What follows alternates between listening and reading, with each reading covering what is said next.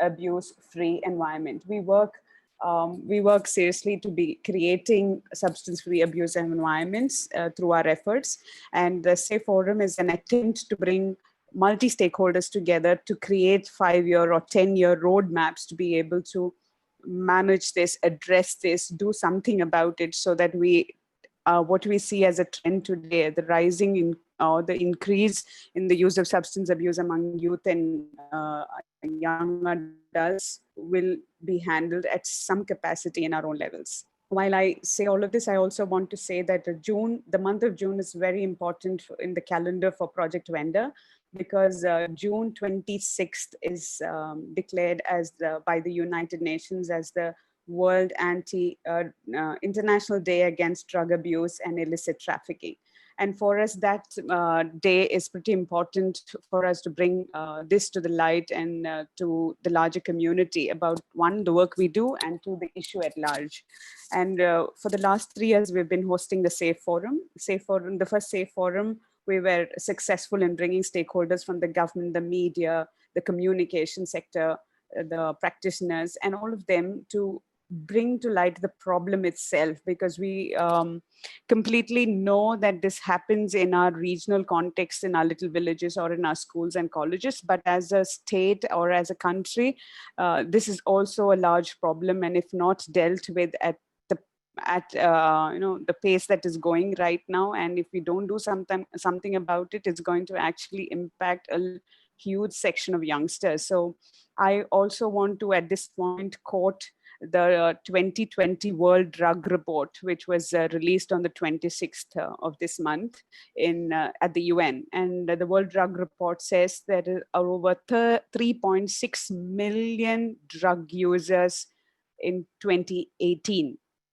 which means there is a 30% increase in the last decade. 30% increase in the users list for a decade is alarming for the world. Imagine for a country like India and a state like Kerala. We are not, we are not secluded, or we are not out of the problem. The trends in the state are as much in line with what we are seeing. And also the World Drug Report says that adolescents and young adults account for the largest share of those using drugs. And we see that in our state as well. We see that in our country as well. And it is becoming a very socially accepted thing among youngsters to be using drugs and thinking that this is kind of a normalcy in life. But here we are as a young bunch, as an organization, as a state, and as a country, wanting to cry out to you all to say that this is not the thing to do. This is not the normal. And I also want to say that the theme for this year at the UN is better knowledge for better work. And I am excited at this sign up for this conference. I am told that there are over 7 to 8 countries signing up, and we have over 300, 400 youngsters who have registered.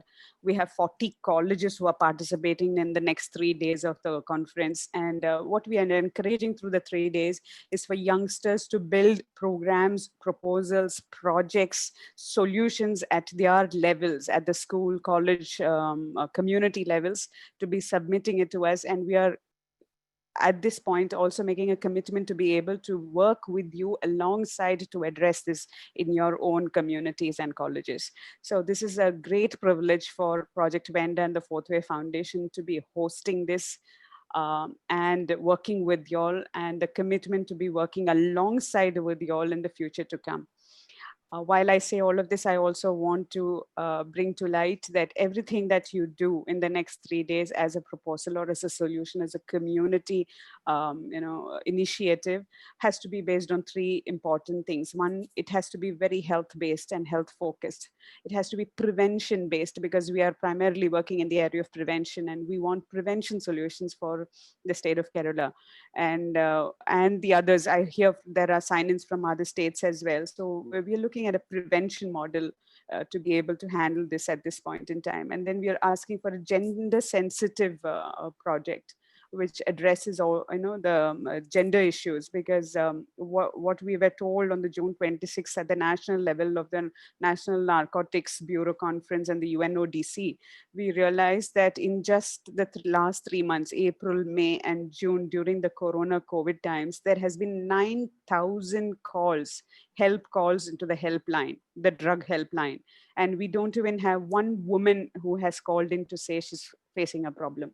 So there is a stigma, there is a whole issue around the gender problems of drug abuse. Not that women are not into drugs. Our data shows that women are equally in the problem and find it very difficult to come out of it, because we are not creating avenues for them to be able to voice or come out and seek help. So we request, one, it be health, it be prevention based, it be gender sensitive and rights based as well. So all of this information that's required will be put up on our web pages. There's enough ample and reading material that's being loaded on for you all to be able to refer and create. We also are loading the drug report, world drug report, for you all to get a reference. So all of this is there as reading material. I know your proof of idea is already in place. I encourage all of you all to participate. And alongside, in the next 2-3 days, you are going to be addressed by wonderful people from across the globe. And today we have two important people. One is Dharav Shah, who is joining us from Delhi, a very good friend of the project VENDA. He was here last year and a great hit with the youth. And we invite him this year as well, so that he'll talk to us from the perspective of a consultant and the issues a consultant sees as a trend in the market. We're also looking at Shane from Australia, who's joining us, who's the director of the Dalgano Institute. And these two people for today, as your resources, will actually throw light on the issue in the country, the world, the trends among the youth, the misinformation and the disinformation that's leading us into these problems. And I cannot ask for more enlightened people to join us today. So welcome both of you all. And I hand it over to the team to start the day. And I thank all of you who have joined in, all of you who are live on YouTube and on this link.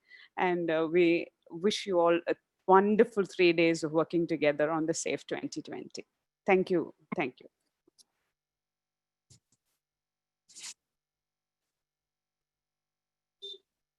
Thank you, Diana, for setting the tone. I think that's a good start, and that's what we wanted. This is just a reminder to all the participants.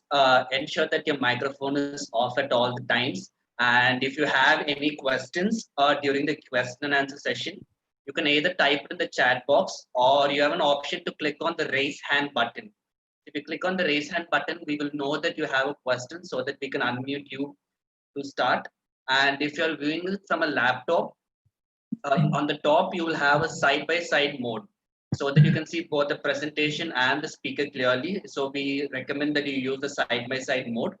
And if you have any technical issues, if you can't hear us or if you can't see us, please contact the host via the chat box. Our host will be there to help you in case you have any questions or queries.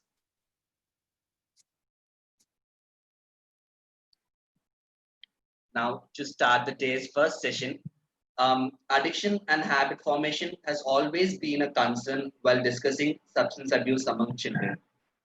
This is the primary reason Project VENDA empowers children to say no to substance abuse. Today, we have Mr. Dharav Shah with us to illustrate addiction and habit formation among teenagers and young adults. Mr. Dharav Shah is a medical psychiatrist. He's a national consultant at Alcohol and Drug Information Center, India. Mr. Dharav Shah also produces a YouTube series called Poison We Love. Now it's time to hear more from him. Okay, hi, thank you. So I'm told that people who are keen on making their campuses safe are attending this conference. So I'm really thankful to Project VENDA and Fourth Wave Foundation for giving me an opportunity to share my dreams with such dynamic people. So let's get started. So all of us know that drugs, alcohol, tobacco are bad, harmful for health. Even children know it. And man is supposed to be an intelligent animal. And yet their use is so common. You know, why?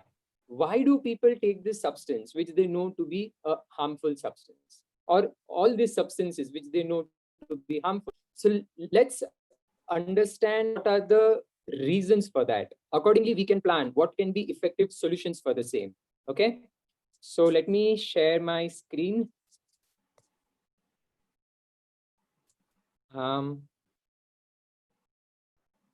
Okay.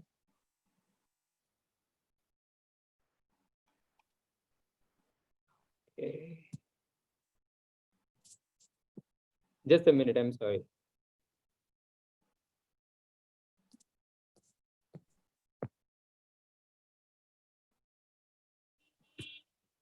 So, are you able to see my screen?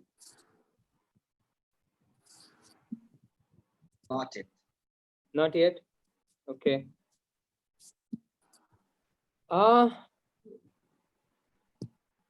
Okay.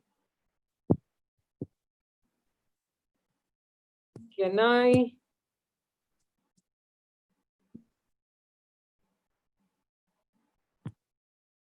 Okay. Can I request one thing? I will start to speak. I have emailed the PPT to you. Can you share from your side? Yes, we'll do this. Yeah. I will just try once more also, if I can. I think it is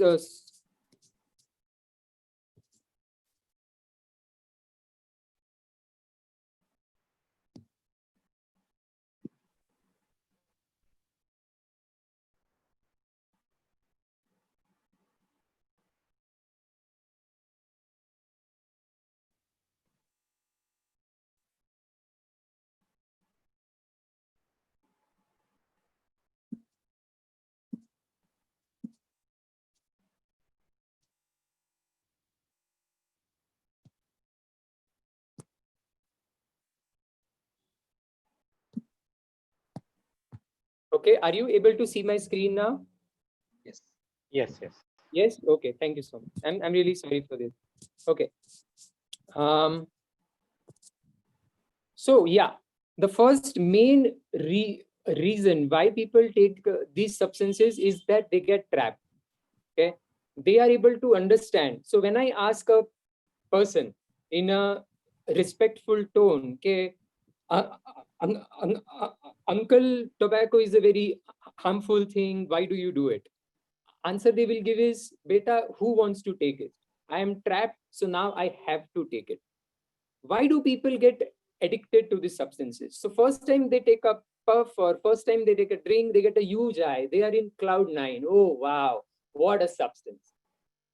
But when the effect of that substance is gone, they come back from that heaven and they don't come back to normal. They go below normal.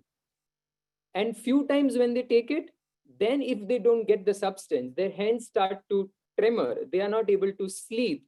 They feel restless all the while. They are not able to focus on their work. And so they feel, give me one more.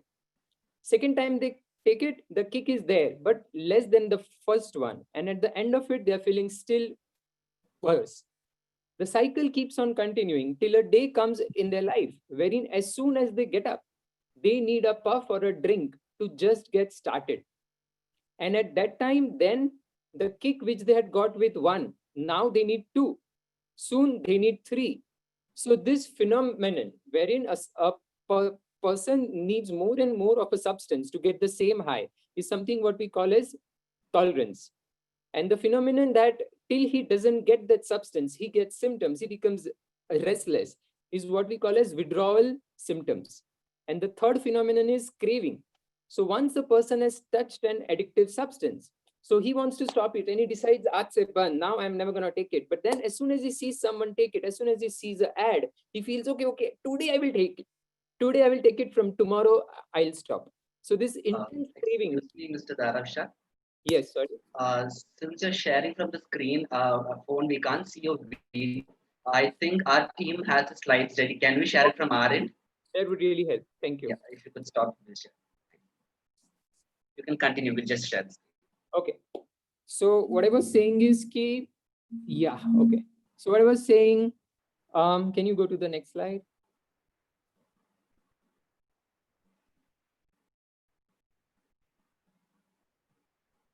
Next slide.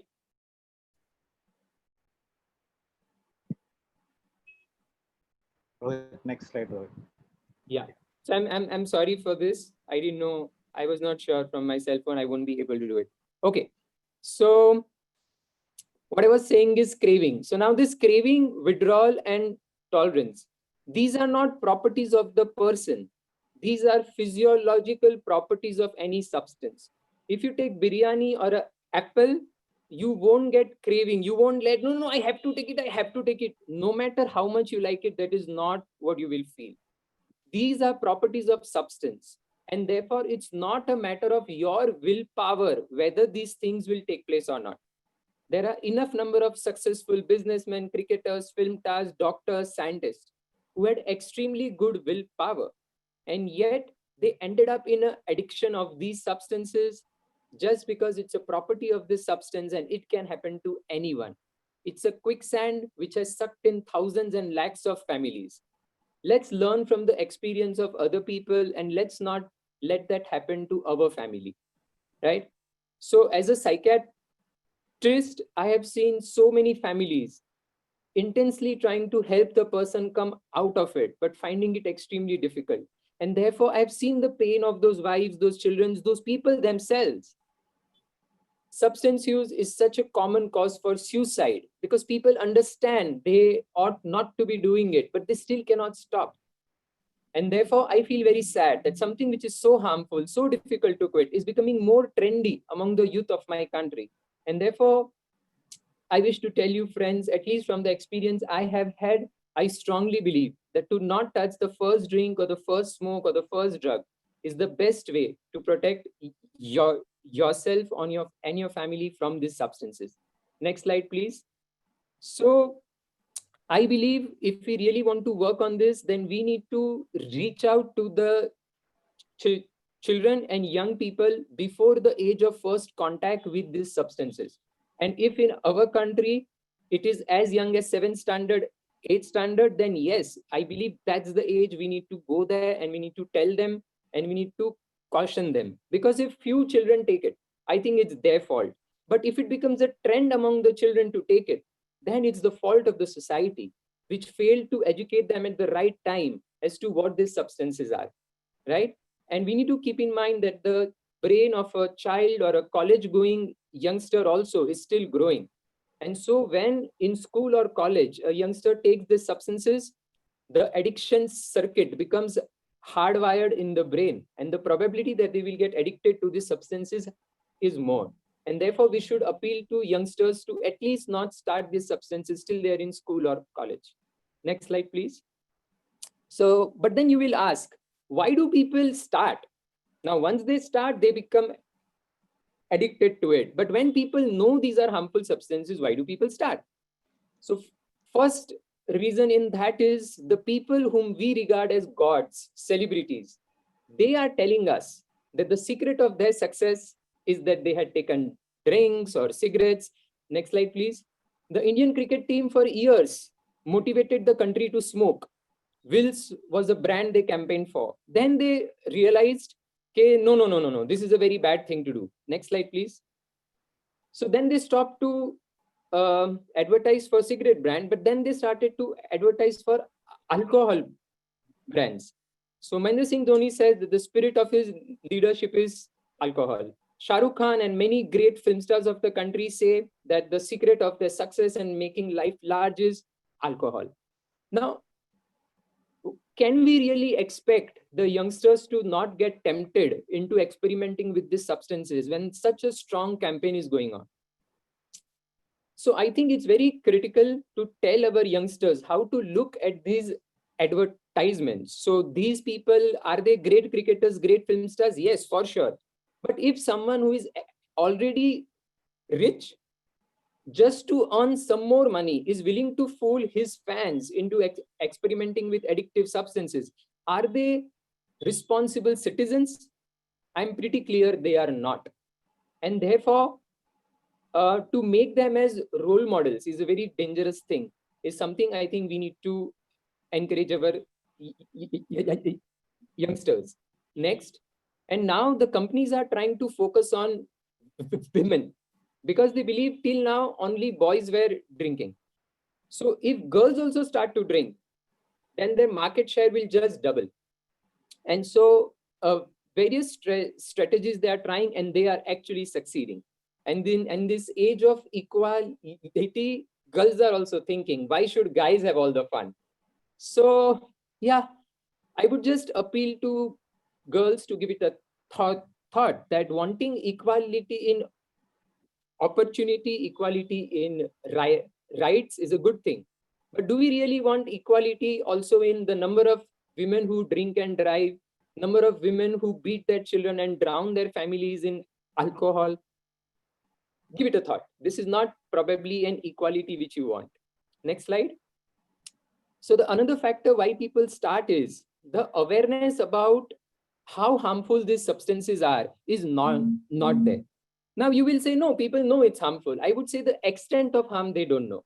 Example, no youngster will feel that I want to taste a rat poison and see how does it taste, how does it feel. Because we are very clear that this is a harmful thing, I should not take it. But regarding drugs and alcohol, the messages they get are conflicting.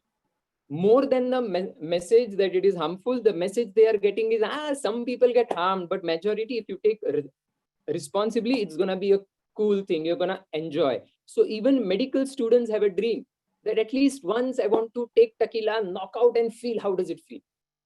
So this desire is there because clarity is not there how harmful it is. Example, when I ask medical colleges, how does alcohol kill?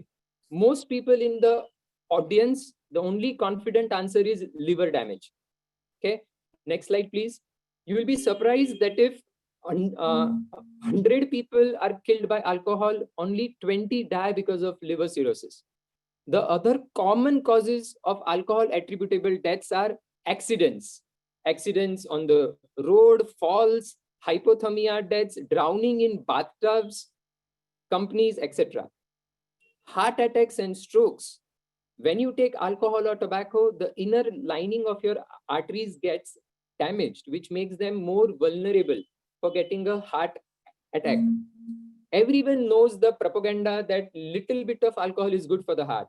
But how many people know that heart attacks and strokes is an extremely common way in which alcohol kills?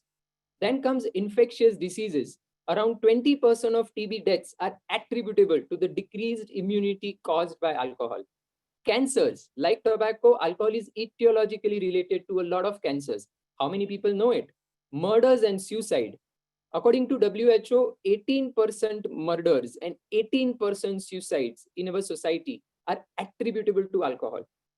Friends, the point I'm trying to make is if well-educated people in a society also know only 20% of what the problem is, then how there can be a social and political will to do something about this thing. Next slide, please. And luckily, now there is such a strong evidence on this thing, which we can use to put in front of the youth to convince them that it's a very harmful substance.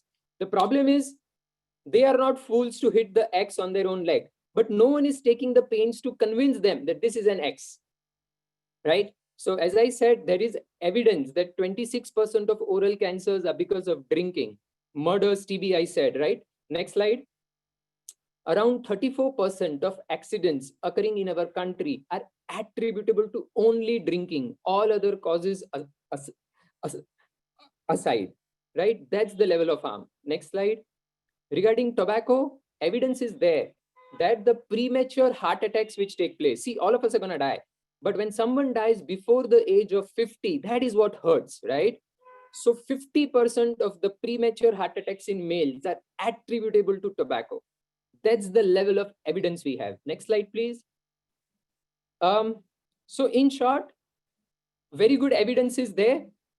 Tobacco kills 70 lakh people every year across the world, and yet 42% Indian males take it.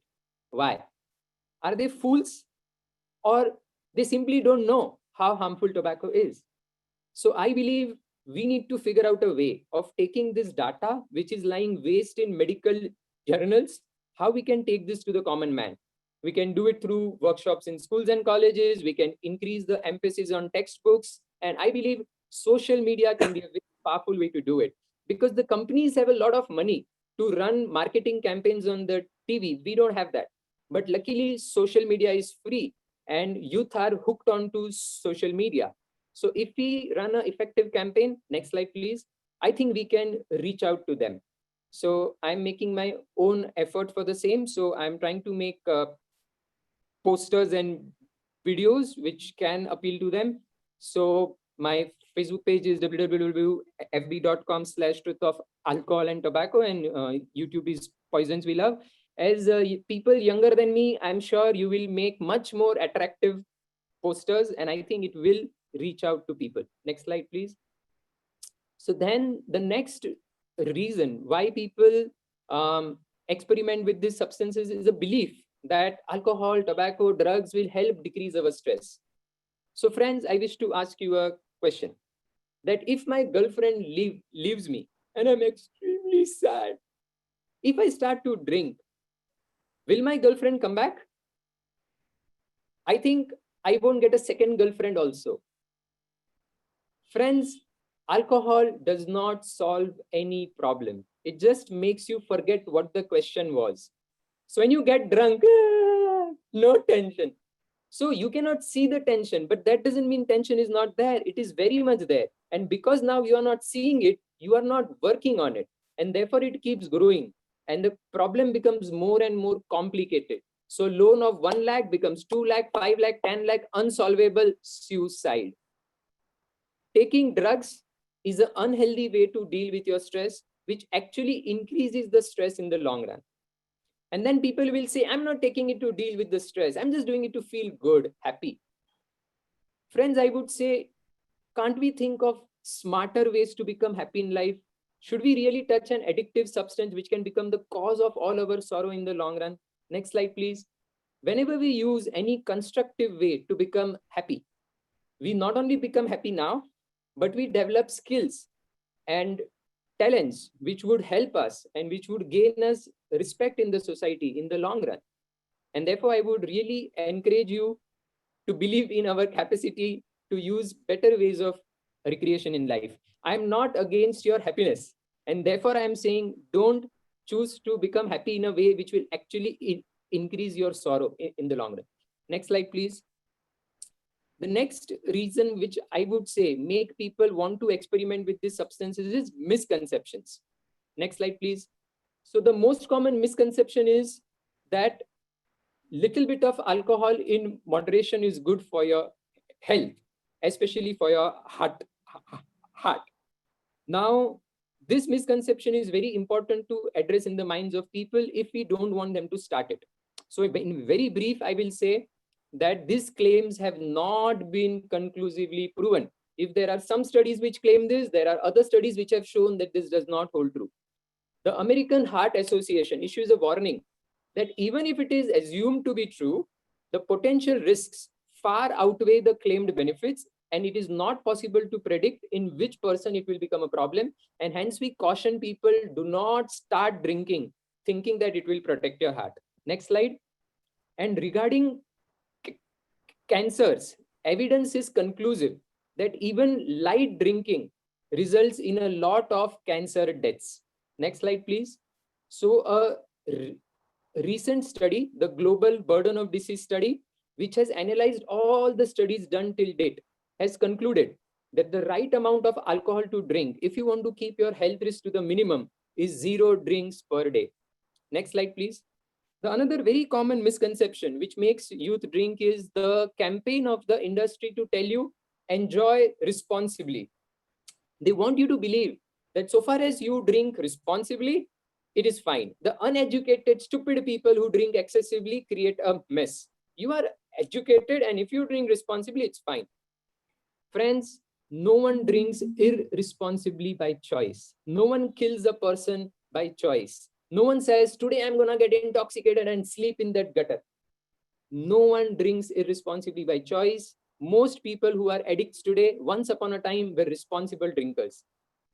Everyone doesn't progress on to become an addict in life. You will see a lot of people who continue to socially drink all their lives. Yes. 15%, 1-5, become addicted. 85% don't. Yes, 85% don't. but 15% become, and that's a big number. If in your school, in your college, 100 children are there, 100 students are there, and if all of you start to drink, in a matter of 10 years, 15 of your families will get destroyed. Do you really think that's a small number? I don't. Next slide. So the third common misconception is cannabis. Nowadays, because tobacco is going down, industry shifting its focus on cannabis. And there are a lot of misconceptions that cannabis is much safer than tobacco and all that. I just want to say two facts regarding cannabis. One, out of all the substances, the risk of causing schizophrenia, the risk of making you mad, is highest with cannabis. A study done on teenage population, which actively followed them up, those who were taking those who had smoked cannabis on at least 5 times, they were followed up for the next 15 years. And what they saw is 10% of them developed a psychotic illness. They went mad. Okay, the evidence for psychosis is highest for cannabis. So to use a substance which can make you mad just for recreation. So initially it will make you feel in a different world, but gradually, even when you don't take it, you will be in a different world. You will be mad, right? There is a very high risk. Second, people say cannabis doesn't really really doesn't addict us. Friends, the fact is, as of today, in India, there are 72 lakh cannabis consumers who are addicted to it. Their lives have been destroyed and they need help for it. Please don't believe that cannabis is something which cannot get you addicted and destroy you. Next slide, please.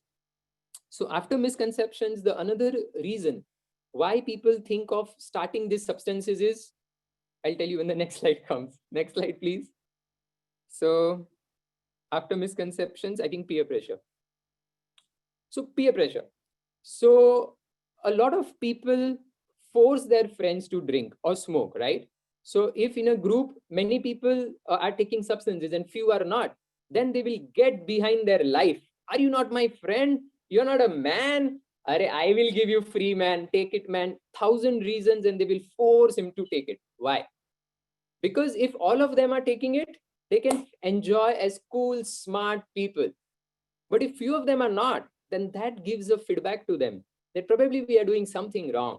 And that doesn't allow them to enjoy freely. And therefore, they force others.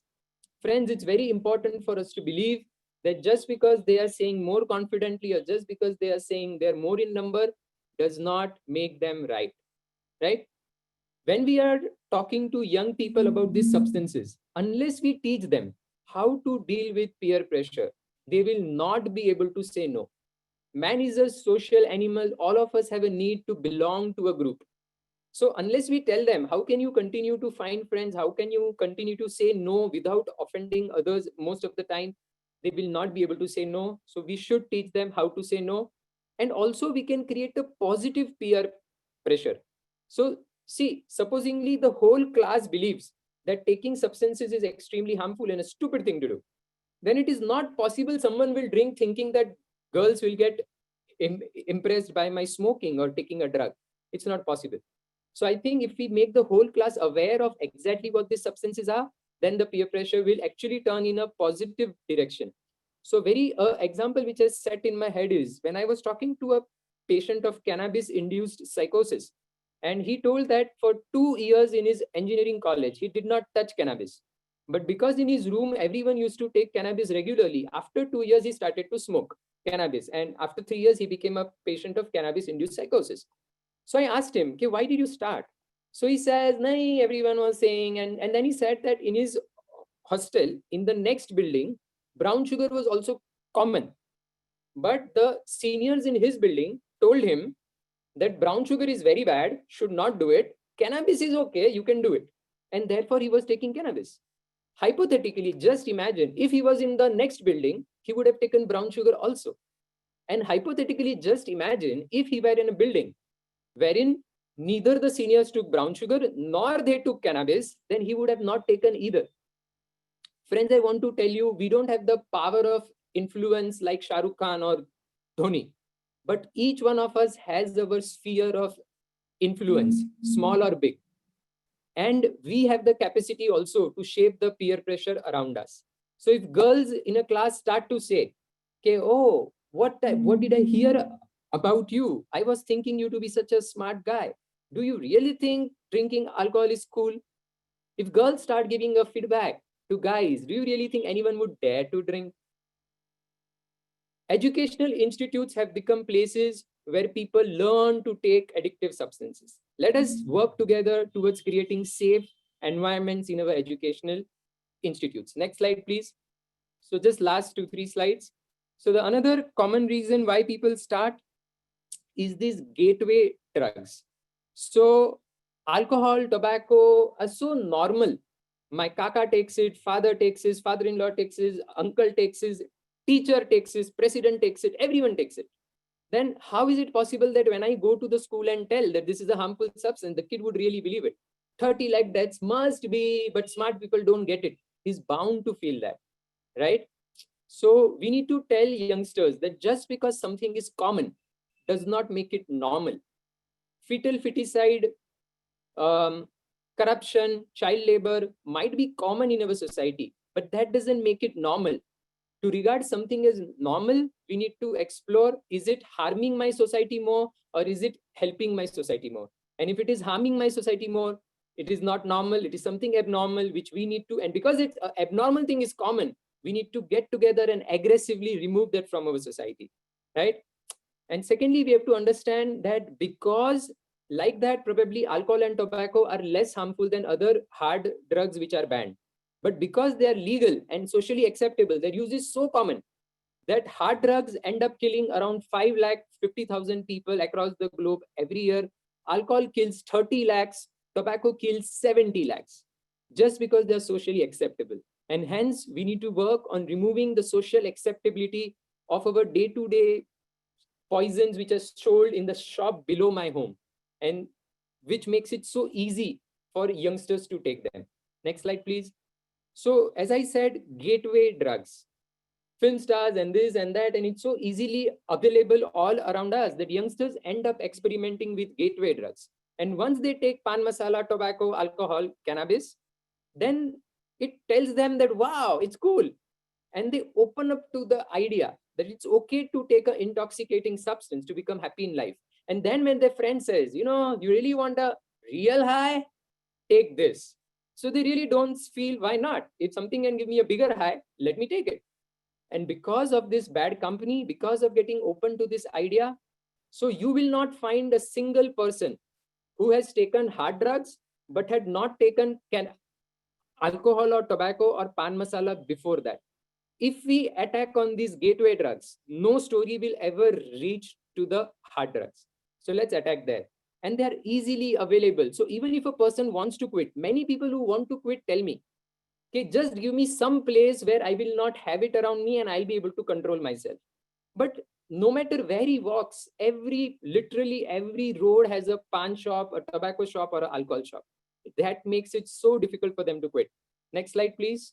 So to summarize, the youth of our country is being tempted into believing that these substances is the secret to a happy and successful life. Obviously, they get tempted to experiment with it and then get trapped for life. As of today, according to Global Burden of Disease study, in the young age group of 15 to 49 years, alcohol is the most common risk factor for death and disability, and tobacco is the second most common risk factor. And yet they continue to be extremely popular. Next slide, please.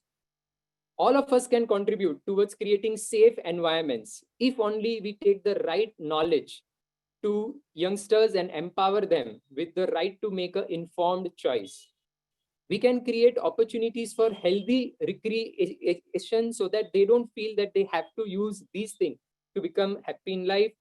We can contribute towards creating a positive peer pressure, and by spreading awareness and advocacy, we can build social and political will for effective implementation of the laws so that these addictive poisons are not marketed to the children of our country and they are not sold to them in a very easy way.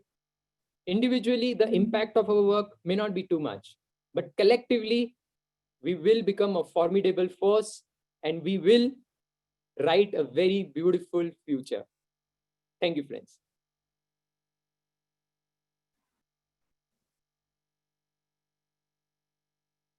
Thank you so much, sir, for your valuable words. Drugs എങ്ങനെയാണ് കുട്ടികളുടെയും യുവജനങ്ങളുടെയും ലൈഫിനെ ബാധിക്കുന്നതെന്ന് വളരെ clearly നമുക്ക് explain ചെയ്ത് തന്നു അല്ലേ? ലഹരിയല്ല നമ്മുടെ ലൈഫിലെ പ്രോബ്ലംസിനുള്ള ഒരു solution. We need to find better and healthy alternative ways to enjoy our life. Thank you so much, sir, for being part of this initiative. And moving on to the next panelist, while exploring solution for prevention of substance abuse, few lobbies have claimed that the legalization is the one possible route to take. This has grown to a global debate now. Mr. Shane Warko is with us today to explain in detail the world drug use trend and why there is a pro-legalization dialogue at the site. Mr. Shane Warko is the Executive Director of Dalgano Institute, Australia, and he is the author who published the book and research papers. We are ready to hear from you, sir.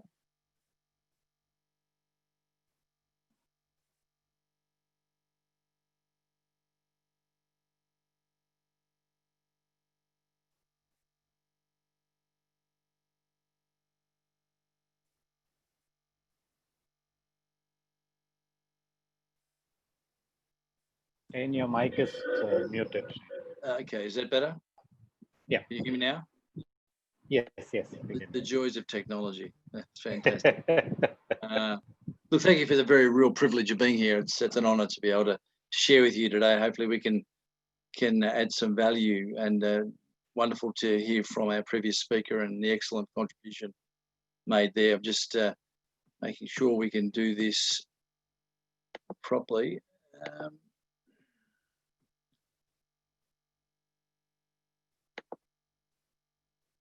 I had the share screen up a minute ago. I do apologise.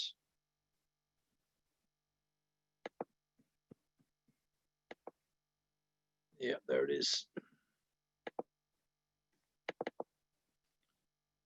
Can you see that? Yes, that, we can. Can you see the PowerPoint? Is that so?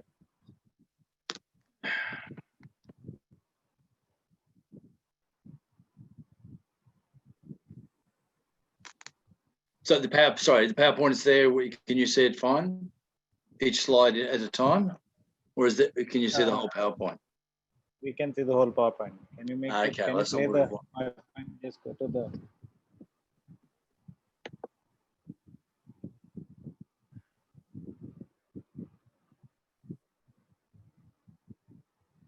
Yeah, well, I've pressed it. There we go. Is that it? Yes. So we're good? We're good. We're good. Thank you for your patience with this inept Australian. Okay, let's go. Today, I was asked specifically to look at the role, the issue of legalizing drugs and some of the dynamics around that. And obviously a huge subject, a lot of data on this. I want to create hopefully a kind of space which invites the participants to actually engage further with the data afterwards. Again, this is a literal tiny snapshot of what's going on in the marketplace globally. And we're going to have hopefully a little bit of engagement here, just a bit of background, who we are, what we do. We've been around a long time as an organisation. In fact, we've got over 150-year history in the alcohol and other drug space. To start off, a bit of a spot quiz, what we call a heads up. So what I want you to do is write down your answers to this if you're listening and viewing at the moment. First question, when I say legal, what is the first word to pop into your head? So when I say legal, what is the first word to pop into your head? Write that down for me. It's for your own record, your own contemplation, your own study later on. And this, okay, that's your first word. What was the first word? Just write that down. Now, what was the second word that popped into your head? When I say legalize, legal. What's the second word that pops in your head? Now, this is very subjective, so I'll leave this in your quarter as we move forward. But I want you to keep that in front of you if you can, either on tablet or on paper. Okay, there's a famous quote, a 12-step meme actually, that was made famous by Robert Downey Jr. in the Western pop culture. And it goes like this: I'm allergic to drugs, said Downey Jr., Iron Man. I break out in handcuffs every time. Now, the humor behind that obviously belies something quite sinister. But the argument is that a person who uses drugs in a culture where drugs are illegal, the potential for arrest is real. But I think it's a very important play, and the 12-step community use this really effectively to engage an audience that's saying, hang on, this is a very powerful vehicle for prevention. It's not the answer to the issue, but it's a powerful vehicle in the prevention space. So now our second heads up pop quiz, if you got your pens ready, ladies and gentlemen. Series of questions I want you to answer, genuinely answer in your own space. Does anyone here believe that their children, or say you're a young person, your peers or your grandchildren will be better off on drugs? Genuine answer here. Now, I know there's lots of different people and different backgrounds, but anyone here, anyone believe that your children or grandchildren will be better off on drugs? Second question, does anyone here believe that your children, your grandchildren, or your peers will be better off with easier access to drugs? So that's important, so easier access. And of course, the last question is, does anyone here want more drugs in your community? Do you want more drugs? I want you to think about those questions in your own space. If you've answered no, then you're already in a space where you're beginning to understand some of the dynamics around substances and how they impact us, as we heard in the previous speaker. So a lot of people tell, particularly in a peer setting, and when we're talking about working with young people, young adults, you know, I'm not a drug pusher. No, not me. Don't do that. It's not my thing. I'm not here to make you do drugs, man. I'm doing my thing. You want some? I'm not a drug pusher. I'm not a drug peddler. But as we heard through our previous speaker, there's a lot of factors that go into promoting drug use. And one of the things that concerns me and concerns us particularly is there's a lot of promotion, a lot of permission. Now, these two mechanisms are far more powerful than we imagine. Like, as we heard from our previous speaker, peer pressure and the demand, the desire to fit, to connect, to belong, to find significance in a collective setting. And whatever the peer setting is driving determines what you buy into. And if I want to fit, I need to do A, B, and C. If fitting into that context is your primary driver for existence, then you're in real trouble. Now, most of us have other drivers in our world that determine what our values are and where we fit. But if that's the only one, I get why peer pressure, particularly in a strongly marketed environment, really does knock us about and really does suck us in, seduces us, or worse, coerces us into a place where we go, okay, I'll do it just so I can fit.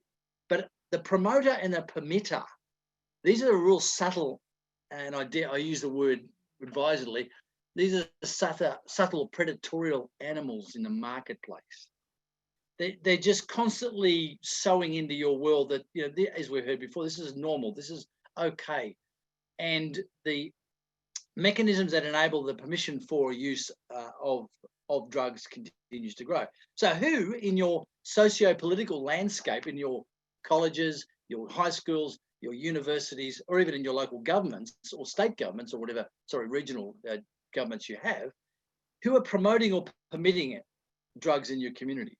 The new drug pushers are now some politicians or high-level academics or activists with influence and authority that they may not say, hey, let's legalize drugs outright, but they might say, well, some drugs aren't that bad, and we again, they'll argue in reverse. We legalized alcohol and look how much damage that does. So why not, which is a ridiculous juxtapose, so why not legalize weed on top of that? It was, hang on, it's the legal drugs that are doing the greatest amount of harm. And we now want to add another psychotropic toxin to that space as if that's going to reduce harms. So again, the logic, one would argue the drug-induced logic is not going to function at all well. So this was a statement. I want to read out I'm going to read this, and hopefully you can see it as well, by Jeff Sessions, who was at that time, it was the Attorney General in the US. But it was a real concern because when through 2016-17, we know about the opioid epidemic in America. It was huge. And again, legal opioids, prescription drugs. And this is what's scary. When prescription drugs are hijacked for recreational purposes, they become incredibly dangerous, as we see. So in recent years, there has been, and I can't see my screen fully, so I'm just going to minimize that. In recent years, there was an erosion of support for anti-drug law enforcement in Congress, in state legislatures, and even among some of the general public. One law enforcement professional told me he felt disappointed that government officials didn't seem to understand the importance of his work, and resources were redirected. So what happens, even though you've got illicit substances and you've got a legal version of those substances being misused and abused, creating all sorts of chaos, diversion from supply and diversion reduction and diversion from demand reduction added only to the problem. Now get this, Sessions went on to say, what was the result? We saw drug purity and availability. Now this is important, guys. Drug purity and availability go up and drug prices go down. Now, those two are drivers for demand right there. We saw addiction and death spread like never before. Now, I'm going to show you just a quick video clip. Now, this is of one instance of what they call a novel psychoactive substance. It is a synthetic version of pot, but this is just one instance of a permission model at work.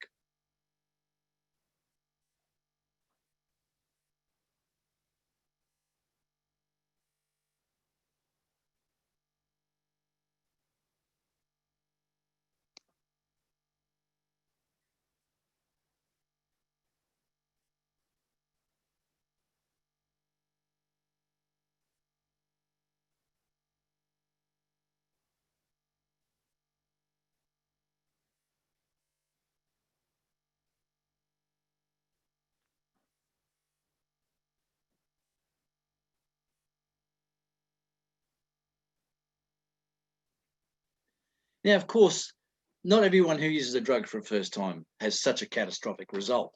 And this is one of the arguments of the pro-drug advocates, that scare tactics don't work. And that's not meant to be a scare tactic. What that's meant to show you is that when something is available and is believed to be legal, then there's a perception of safety. But the difficulty with substances, as we heard in part from our previous speaker, drugs are idiosyncratic. And by that, I mean 5 people can take, for example, in our country, 5 people can take an ecstasy tablet, MDMA.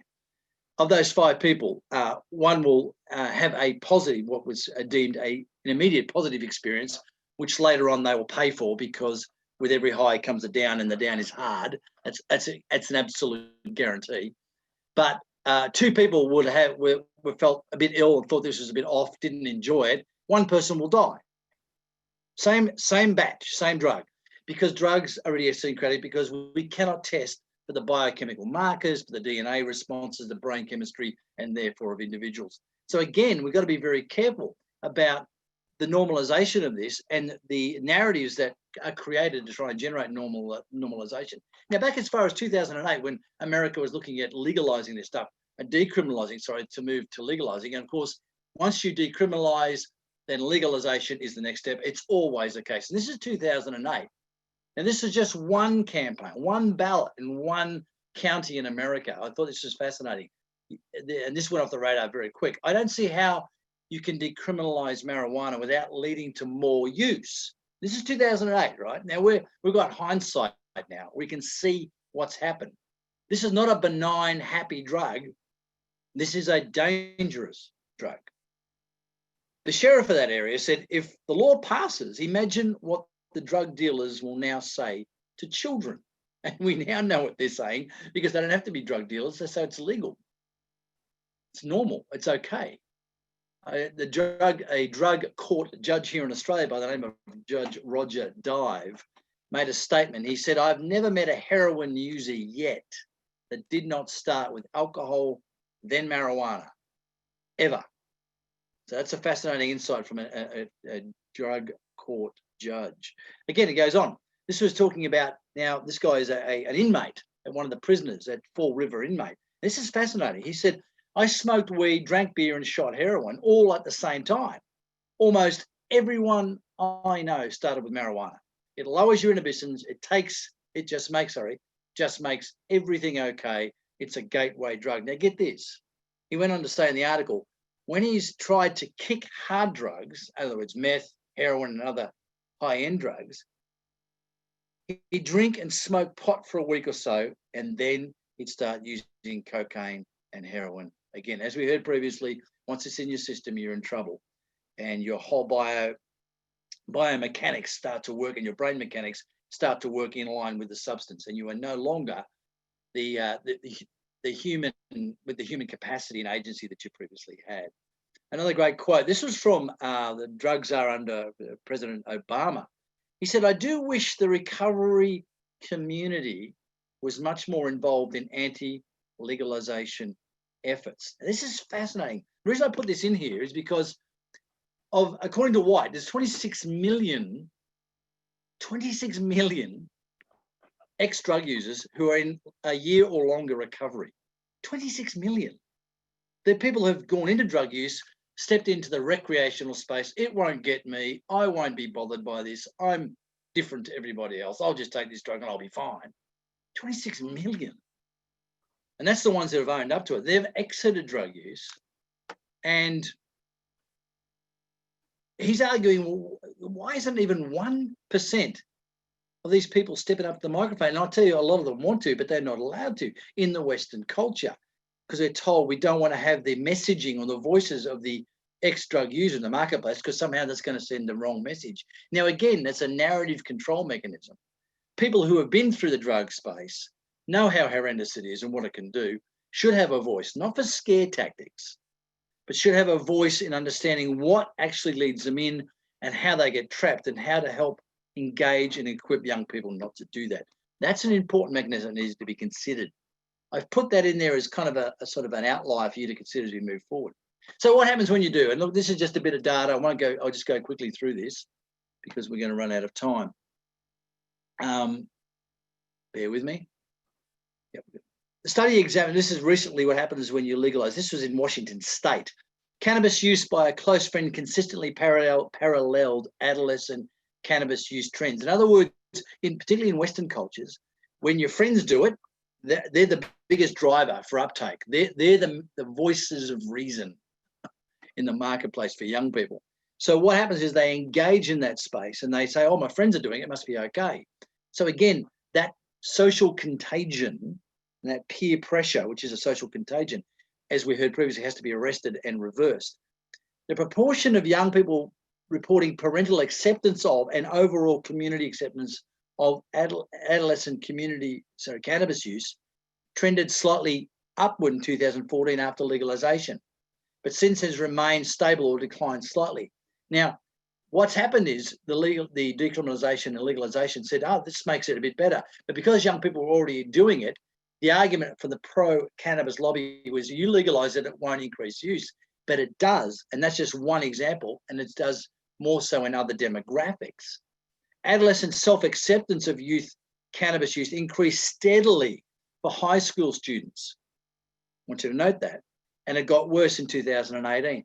Perceived, now this is really interesting, perceived parental acceptance remained statistically associated with adolescent cannabis use across grades and years. In other words, if parents consistently said, no, this is a bad idea, this is a bad idea, this is a bad idea, then kids would stay within, well, there's more likelihood they'd stay within the space of not using. However, legalization changes the perception of the adult. The parent goes, well, okay, well, if governments are legalizing this, surely it can't be that bad. We'll keep moving through.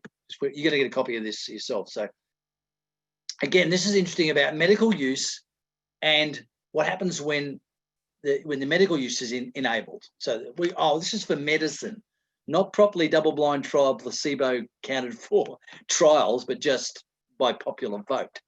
Regulations are increasing cannabis access. In medical users, more psychiatric symptoms, substance use, and problematic cannabis use noted. And these are people who are supposed to be using it for medicine. 4 out of 5 medical users, 80%, also use cannabis recreationally. No surprise there. Compared to exclusive medical users, med plus recreational report more substance use and pursue medical cannabis for psychiatric conditions, which only exacerbates their psychiatric problems. No surprise there again. This is the bizarre internal loop of legalization. So again, this is just some of the marketing ploys that are in play, particularly in America, what's opened up. You can see they got lozenges, you've got all sorts of things. Now, these messaging come through, but again, there's a campaign in New Zealand pushing back. The whole marketing to young people that, you know, you've got gummy bears and you've got cupcakes and you've got ice creams and you've got all sorts of cookies. Again, these are all designed to create a market driver. Now, here's another heads up spot quiz for you. Got your pens ready? This is for your purposes. When it comes to substance use, sorry, your use, not us, what is best practice, health, and well-being for the developing brain, which is 0 to 30, basically? Which is the best practice? A, some, B, none, C, doesn't matter. So when it comes to substance use, what is the best practice, health, and well-being for the developing brain? Write your answers down. Keep moving forward. Interestingly, look at this, the education model coming out of what's happening in the United States, specifically, and most countries reflects this. It's interesting, you see in the graph there on the right, you've got the blue line represents cannabis use in the past year, and the red line perceived risk. Now, in the early 70s, weed was seen as harmless and use was high. But as they understood, and there was a real pushback in America, and right up to 93, there was an incredible push to the realization that marijuana wasn't harmless. And as you can see from the graph, when that was promoted in the marketplace and clear, use obviously plummeted as well. But then, of course, they introduced medical marijuana, and the pro-drug advocates through NORML, which is the National Organization for Reform of Marijuana Laws in America, promoted, they said publicly that if you want to get recreational marijuana legalized, the best way to do it is through the medical model. So they started playing that card, and you can see how it's worked. So again, when it comes to the education domains, and we heard before, we need to hear it again, the 3 areas we need to look at is a cognitive domain. We need good evidence-based data around the biochemical impacts of substances, on the social harms of substances, on the familial harms of substances, on the environmental harms of substances. Absolutely. But we also need affective domain. We heard a little bit about that before. What are some of the drivers for your life? What are the motivators for your well-being, for your future? Where are your dreams and visions? And, you know, what do you see yourself doing in the future? What are your values? What is your worldview? And all those things are really important to help you make smarter choices. A person who knows where they're going and know what they want to become can easily excise from their environments things that aren't going to help them get there. If you want to be the world's best athlete, you're not going to go anywhere near drugs. If you want to be the best at whatever, according to well-being, then substances have no part of that. But if you don't care where you're going tomorrow, what you're going to do next, then obviously substances become very much an important part of it. Now, and finally, the third educational domain is the judicial one. When law is in place prohibiting the use and or marketing and or deployment of drugs, not for punitive purposes, not to go after people to punish them and throw them in jail, but as an educating tool to divert, to recalibrate, to educate, it's a powerful vehicle. And those 3 mechanisms together, cognitive, affective, and judicial domains, working collaboratively to bring about the reduction of demand, reduction of supply, and ultimately together the reduction of harm, will see a big change in your community. Bit of a question just for reflection, not answer here, just a reflection. Will legalizing drugs help or hinder the following United Nations Sustainable Development Goals. So will legalizing drugs help or hinder the following goals? First one, will this help or hinder, will it end poverty or increase it in its forms? If you're a drug dealer and you're selling the product, or you're a marketer and you're commercializing it, you'll get rich, but no one else will. What about this one? Will legalizing drugs make cities and human settlements more inclusive, more safe, more resilient, more sustainable? Yes or no? Will legalizing drugs protect, restore, and promote sustainable use of terrestrial ecosystems? For those who have any interest in biodiversity and ecosystems, you'll know the growth and use of any illegal substance, whether it be cocaine, naturally grown cocaine, or marijuana, or opium, or the synthetic versions, crystal meth, the amphetamine types, other amphetamine type stimulants. You'll know the incredible damage it does to the environment. So moving forward. So finishing up with some key drivers, I think, matrices we need to put things through. Who is supposed to set up safe, productive community environments? The grown-ups. It's supposed to be the grown-ups. So if you're over 18, I'm not sure about India, but I believe it's the same. If you're over 18, you're a grown-up officially, and you're kind of part of the in-charge crowd. So you got to ask yourself some questions. What messages are being sent to children, the ones growing up? Now, any law or measure that is going to be put in place must be put through the following three matrices if we are going to be a just and responsible society, particularly for the emerging generation. First one, go quickly through this, you'll get this for your own use later. Good government. Government should aim to protect their citizens from harm. Number two, provide environments that enable its citizens to reach their full productive potential. Any legislation must be filtered through these two foundational principles and the tough questions asked of any proposed introductions or amendments that may breach these principles. And you got to ask, if the legal drugs of alcohol and tobacco are doing untold damage to our health systems and our well-beings and therefore our productivity, what sort of damage are currently illicit substances going to do to those arenas? Productivity. What harms are they going to do to the citizens?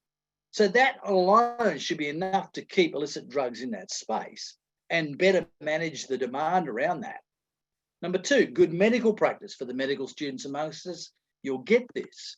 So, and then, by the way, this is just one ICE user event. So in one of the hospitals here in Australia, there's 8 people attending to one ICE user going through a moment.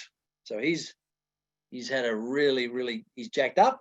And this is how many people are needed just to sedate him, let alone bring about a health outcome that's less than leave the hospital. So when it comes to the epidemiology of disease, treating physicians look at a number of factors, including the factors of contagion. So illicit drug use dependency has now been widely touted as a non-communicable disease. So if it is a disease, we're going to run with that diagnosis, then the same principles are important for containment and cessation and prevention of the disease. So here we go.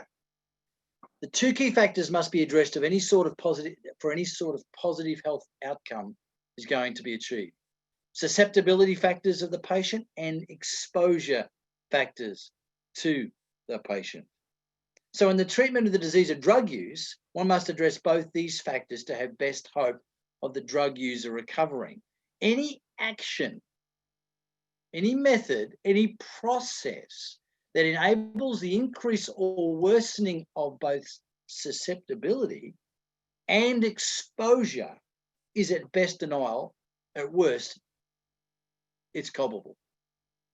Best disease management practice insists that we remove the contagions that create susceptibility and exposure. So legalizing substances is going to do both very quickly. And of course, number 3, we'll finish up with this, is very important. The International Declaration of the Rights of the Child. I'll let you read this yourself, but basically children are supposed to be provided safe, protective, and incredibly beneficial environments. One thing illicit substances will do, let alone the current drug, the illicit psychotropic toxin of ethanol, of alcohol, illicit drugs are going to do incredible harm to the familial setting, to the home, to the workplace, and children are the casualties of this. So if you put any legislative change through these three matrices, you'd never in a million years do this. The greatest drug pusher ever is permission, a paper I wrote, in fact, 2010 for Delgado. And this is a principle of consumption. It's a quote: availability, accessibility, and acceptability all increase consumption. Legalizing drugs boosts all three of these exponentially. So here's a takeaway. At some point in the conference, you're going to answer those questions. There's a brainstorm scenario. I won't go through it right now, but it's basically looking at the Mexico scenario. And I'd like to leave this with you guys for something you do as an exercise as a group, or in your own settings, and really kick around the idea of what it is. If we legalize drugs, the cartels would disappear and all illegal drug manufacturing would disappear, which is a complete fallacy. But it's good to actually check that out yourself moving through. And this is just a bit about who we are and what we do. So that is the end of the presentation. Hopefully that's any questions can be answered in due course.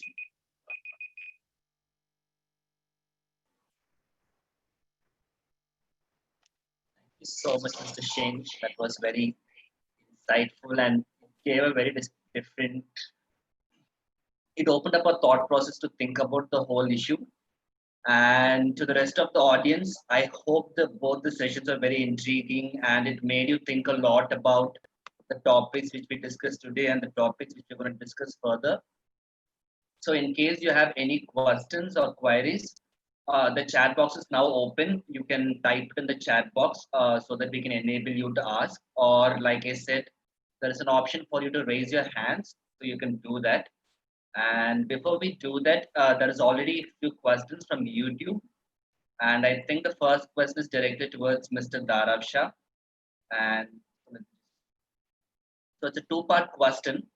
One is that, let's say someone is already being using substances. What is a coping mechanism during a pandemic, since many have gone back to their houses from their college districts? So they don't have access to substance, or they have very limited access to substance. So what is the coping mechanism? And the second part is this 1 month, let's say, when someone doesn't get access to substance, will it encourage the person to quit, or this 1 month of inaccess will encourage the person to do drugs more rigorously? So that's Okay. the two questions. Thanks for the quick question. So how can one cope? So the first point is the pandemic is a huge problem for them. Okay, they are not getting it and they are suffering the withdrawal symptoms. But at the same time, it's a huge opportunity. Each substance user many a times feels like he wants to quit, but he's not able to. So now this is an opportunity that he has a safe environment. Even if he wants, he cannot get it, right? And secondly, if he wants to survive the pandemic, one of the things which is in his hand is not to take these substances which decrease the immunity still further. So this is what he can tell himself, that God has given an opportunity to him and to take it. First point. How to cope with it?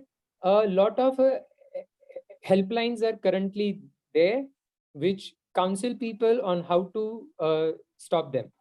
Psychiatry services are going on. The only solution to withdrawal symptoms is not to take the substances. There are medicines which can be taken for a week or two and which decrease the severity of the withdrawal symptoms. So if they are not able to tolerate it, they can take the help of medicines to decrease the severity.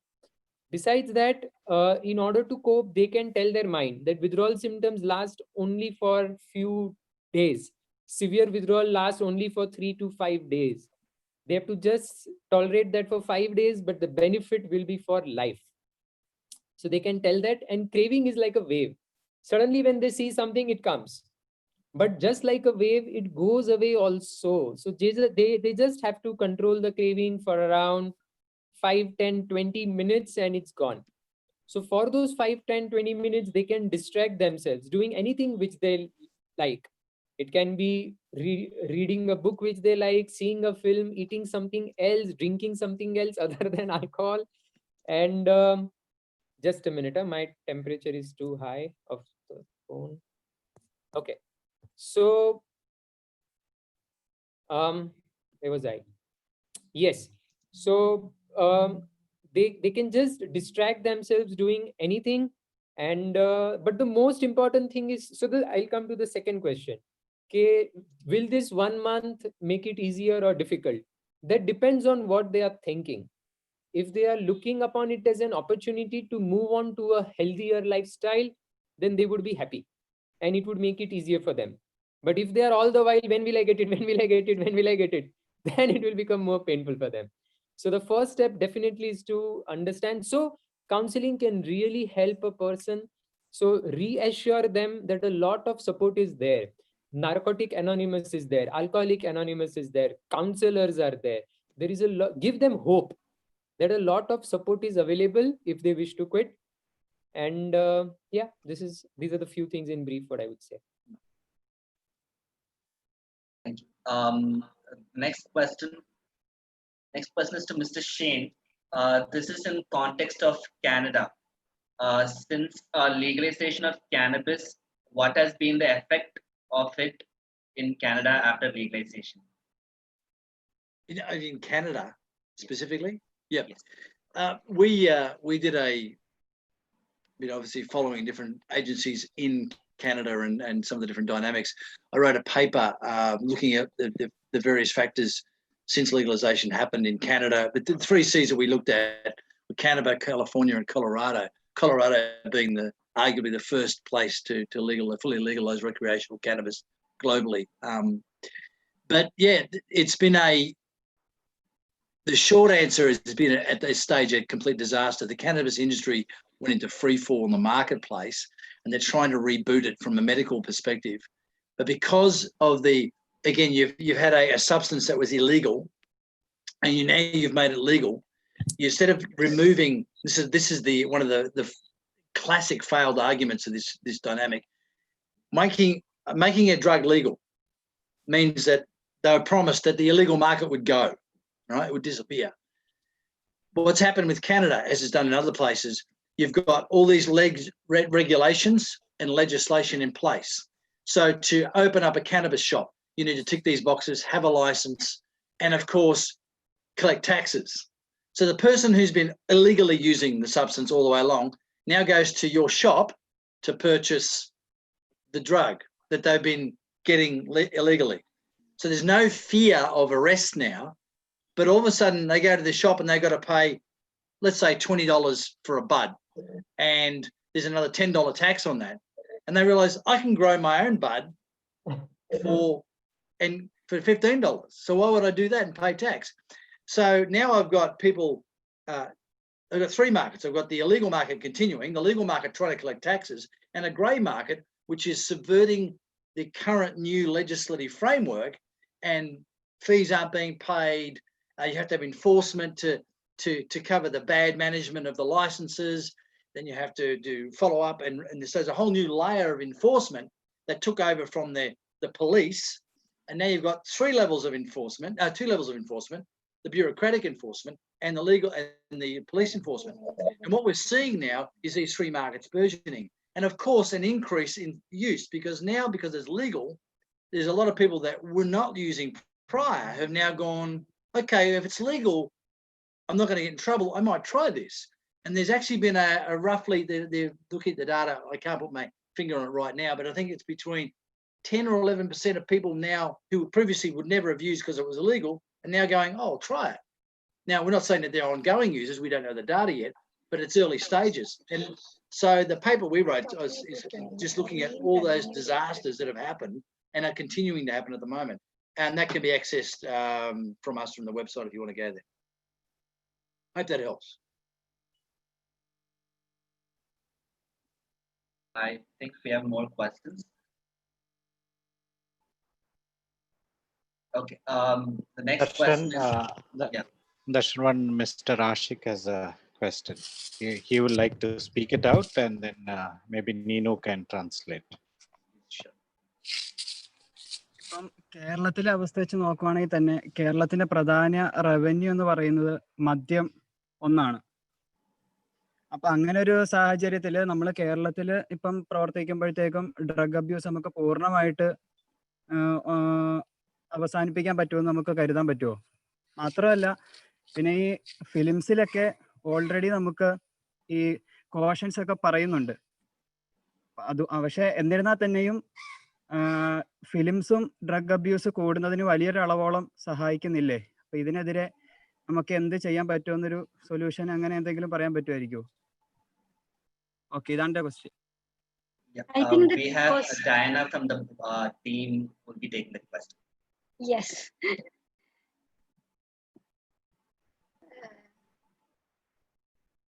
In a festival season, should I translate? No, you get the question.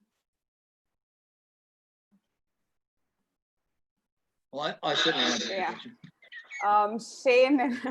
Shane and Darusha, that's a very locally contextual question about alcohol bringing the revenue for the state, which is a legal source of revenue and tax. And also, if the movie stars and the movies are propagating it, what can they do as youngsters? അപ്പം ആഷിഖ്, ഞാനത് മലയാളത്തിൽ തന്നെ തിരിച്ചു പറയാം, and I'll try to blend both. We know that the movie, the media, communications, all of that is playing a very vital role in propagating and making this a very socially acceptable, thing among youngsters and the youth. Having said that, we also know that there are a set of very young actors and actresses who are also standing up and making it clear that ingante sceneകളൊക്കെ ഉണ്ടെങ്കിൽ the message is going wrong. അപ്പം അങ്ങനത്തെ അവയർനെസ്സും കൂടി ഉണ്ട് ചില കൂട്ടങ്ങളിൽ. അപ്പം there are a bunch of youngsters, musicians. നാളെ Stephen Davis നമ്മുടെ കൂടെ സംസാരിക്കാൻ വരുന്നുണ്ട്. he is one big advocate for VENDA. അപ്പം അങ്ങനെ പല strong celebrities ഉണ്ട് who keep it away from their lifestyle and who know that having or being in these circles is not very productive for themselves എന്നുള്ളത് അവർക്ക് അറിയാം. നമ്മൾ youth ആയിട്ട് എന്ത് ചെയ്യാൻ പറ്റാന്ന് വെച്ചാൽ there is a issue of misinformation. ഇപ്പൊ നമ്മൾ ഓൺലൈൻ ചെയ്താലും ലോഗിൻ ചെയ്താലും ഡ്രഗ് അഡിക്ഷനെ പറ്റി തപ്പി ഇറങ്ങി പിള്ളേരെ പോയാലും ഇപ്പം what Shane and Varco mentioned, same lines ഉള്ള messaging ഇല്ല, because it's a lot more misinformation that's available. It is easy at school, it's medically beneficial, it is it doesn't lead you to addiction. They don't talk about the downside of all of this at all, and that's not the first information that is available. So as youngsters today, as young people who are watching this today, to answer your specific question, we have a duty as youngsters to put the right information above all of this misinformation that is available, and that's particularly what we want people like you to do, Ashik. അപ്പം നമുക്ക് എന്ത് ചെയ്യാൻ പറ്റും? സിനിമയിൽ കയറി നമുക്ക് influence ചെയ്യാൻ പറ്റില്ല, പക്ഷെ നിൽക്കുന്ന 1-2 ആൾക്കാരെ നമുക്ക് we have to hold them close to our campaign, interact with them. You're getting opportunities in the next 3 days, and VENDA is all about that. S.A.F.E Forum is all about that, to bring the right people who have the right voice and the right message to you all as the masses. And we have a good opportunity. We can change this narrative. We can. In a decade, I think Kerala will have a wonderful story. When I go to the UN and I see people who are sincerely working in things like this, I have this big dream that Kerala will be one of those cases in a decade that we can actually show transformation and change with the impact of the youngsters playing the lead role on this. I hope I answered your question, but yes, Shane. Yes. If I may, brilliant. I agree, and it is about changing the narrative and creating a new narrative. If this helps this gentleman and his environment, there's a documentary. It's got nothing to do with drugs and alcohol, but it's by a fellow by the name of Douglas Rushkoff, and I recommend every university and late high school student should watch this. It's called The Merchants of Cool. It's about 12, 15 years old now.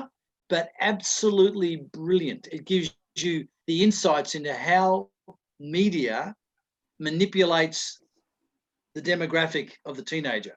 Now, it's a bit dated in its colloquial terminologies because trends move, but the principles are absolutely ironclad. And what he does is he exposes it showing young people exactly how the market does this and how they create a feedback loop. So the kids are actually just feeding off their own imagery that's been set up. They're actually not driving the narrative at all. They're just puppets. It's brilliantly done. It's called The Merchants of Cool. It's in English, obviously, but worth looking at. Sit down with leaders in your community, watch it, and then expose some of your key young leaders to that mechanism so they can begin to see, this is how the big guys play this.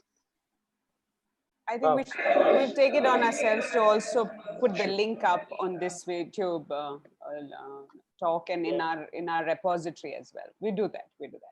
Thank you. Ashik. Dana, can I add one Welcome point? on. Yes, Mr. Shah. Yeah. So I was saying it's nice to think this taxation is done on the criteria of saying why would we tax these substances? Because we want to decrease the use of the substance and discourage people from taking it. Therefore, we are taxing it. And then because they want the taxes, they are promoting it so that they would get more tax. So we need to make people aware of this. The second point is for the government, it's revenue, but for the people in the society, it's a harmful thing. Government on their own, because they have often the politicians themselves own the companies. So they are not going to stop it on their own. But like it happened in Bihar, if the community demands a ban, then is the time when politicians would think of it. So what we have in our hand is to make the community aware. And when that we are able to do in a good way, the politicians will have to give into it. That's what I think. Thank you. And we have another question from Mr. Tarav Shah. Does the chance of relapse decrease with time if a person controls himself from taking drugs again? Yes. So the first week is the most difficult time. And as the period goes on, the chance of relapse keeps decreasing. But here I just want to tell you one thing. Many a time people believe that even if they fail one time, that's the end of it all. Now, of course, even if you lapse once, there is a very high probability it will relapse in a full-blown way, and therefore don't take it even once. But there are many people who take it once and immediately next day they see, oh shit, I've done a mistake. They go to their counselor, they learn from where it went wrong, and they again commit to stop. So we encourage people to not give it up and to keep learning from each mistake. So someone asks me, can you guarantee that I'll be able to quit successfully in the long term? I will say yes, provided you commit that you will keep trying in the long run. Each time, even if a mistake happens, you keep coming back and learning from it. I can guarantee you can stop. And to the previous question, I want to again add just one thing. If you want to help someone to stop, the single most important thing you have to do is give him hope that it's possible. Okay? They have themselves tried and failed, and therefore they are not trying once more. Give them hope that lakhs of people have stopped it. It is difficult, but it is not impossible. And with support, the probability becomes still more. Next, we have Mr. Happy Moon, who has raised his hand. You can ask now, and if required, Nina will translate. Okay, fine. My question is, when women stop using drugs, and comparing to the prospects of men, if how it is effective in them? I mean, is it more effective in women? How the studies show, how the graph has shown with respect to this issue. Okay. I couldn't hear the first part. Can you just repeat the question? Okay, I mean, when in comparison, when woman tries to stop using drugs, okay. So how effective it is? I got the question. So the point is the stigma, as Dinah was saying, the stigma is more in the case of women, right? So men have been doing it since a long time, and men will be men. So the society really accepts them, and oh, they are not bad people, and we need to support them, which is good. But this attitude towards women is not such. Even a health worker would be like surprised initially. Oh, you are also drinking. So one, the perceived stigma is more. Second, most de-addiction centers allow only men to come in. There are a handful of centers which are either for both or only women. So because their access to services is very low, because the it's a very difficult journey to stop a substance, and it needs support from the family and the society. Now, because the support is lower for women, one can argue, and definitely it's more difficult for them. But in Bangalore, Nimans has started a center for women, and I'm sure there may be few other, any medical college. So any medical college, the psychiatry department would offer services to women also. So that's what I feel. But Shane, can you please help? I'm not sure of any study, whether is it more or less difficult for them. Look, 12-step principles, for example, buying into that particular framework, still remain one of the most effective and now evidence-based. There's been research done. The difficulty with Alcohol Anonymous is its very framework disqualified it from evidence-based research. But until that's changed in the last probably 3 or 4 years, now there's a lot of data, and on our website we've put up some of the latest research, independent research, about the effectiveness of 12-step programs. What we find is with because the substance abusing space tends to be more, women are certainly affected by it. I'm not sure about India exactly the numbers, but data-wise collected from our surveys nationally here in a lot of countries, women's involvement in an addictive phase of substance use is getting worse. So about 30% are women, and about 60%, 65% are men. Again, services for women are difficult. And one of the groups that we're involved with, Home of Hope, which is the difficulty for women often is that they are the primary caregivers of children. And if they acknowledge their substance abuse and they have children, often the children are taken from them, and they fear that clearly, or if they're not that bad, they just don't care anymore, which is another side of addiction, which is sad. But they're providing environments where they can bring their children with them into the recovery place is really helpful, because the story around recovery is not just about me and mine. And that's the problem with the recovery in isolation. That's why therapeutic communities are helpful, but certainly, and that's why with AA or NA or the 12-step framework, the need for community, you've got a sponsor and you've got people around you. So bringing your family with you, not to put them through the torment of going through your recovery, but to help them understand that they have to make amends, because the 12 steps are very important and they are relationally engaged. So women need to be in a safe place where they can do that. And if they feel like their children are going to be taken, they're going to be stigmatized, they're going to be marginalized as a result, they tend to step back. So creating a safe, even a community environment that may not be officially a drug recovery facility, but for example, a small group of women, older, younger peers that can come around, look after the child, go through 12-step mechanisms with that person, can be incredibly helpful. And obviously holding them accountable, which is the single biggest driver. Accountability isn't a punitive thing, it's a heavily relational thing, but it requires hard questions, it requires some robust conversations, and that are really helpful, and they can really help a person step back from the substance use mechanism.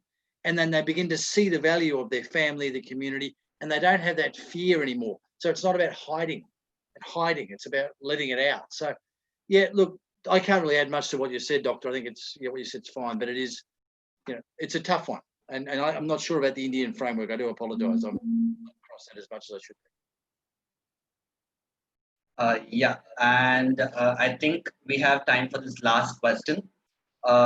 This is from Arthira K, and the question is,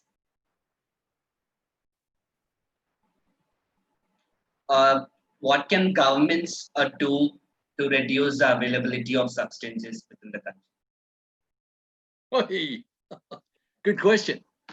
I have a lot of facetious comments I would make, but I'm going to restrain myself.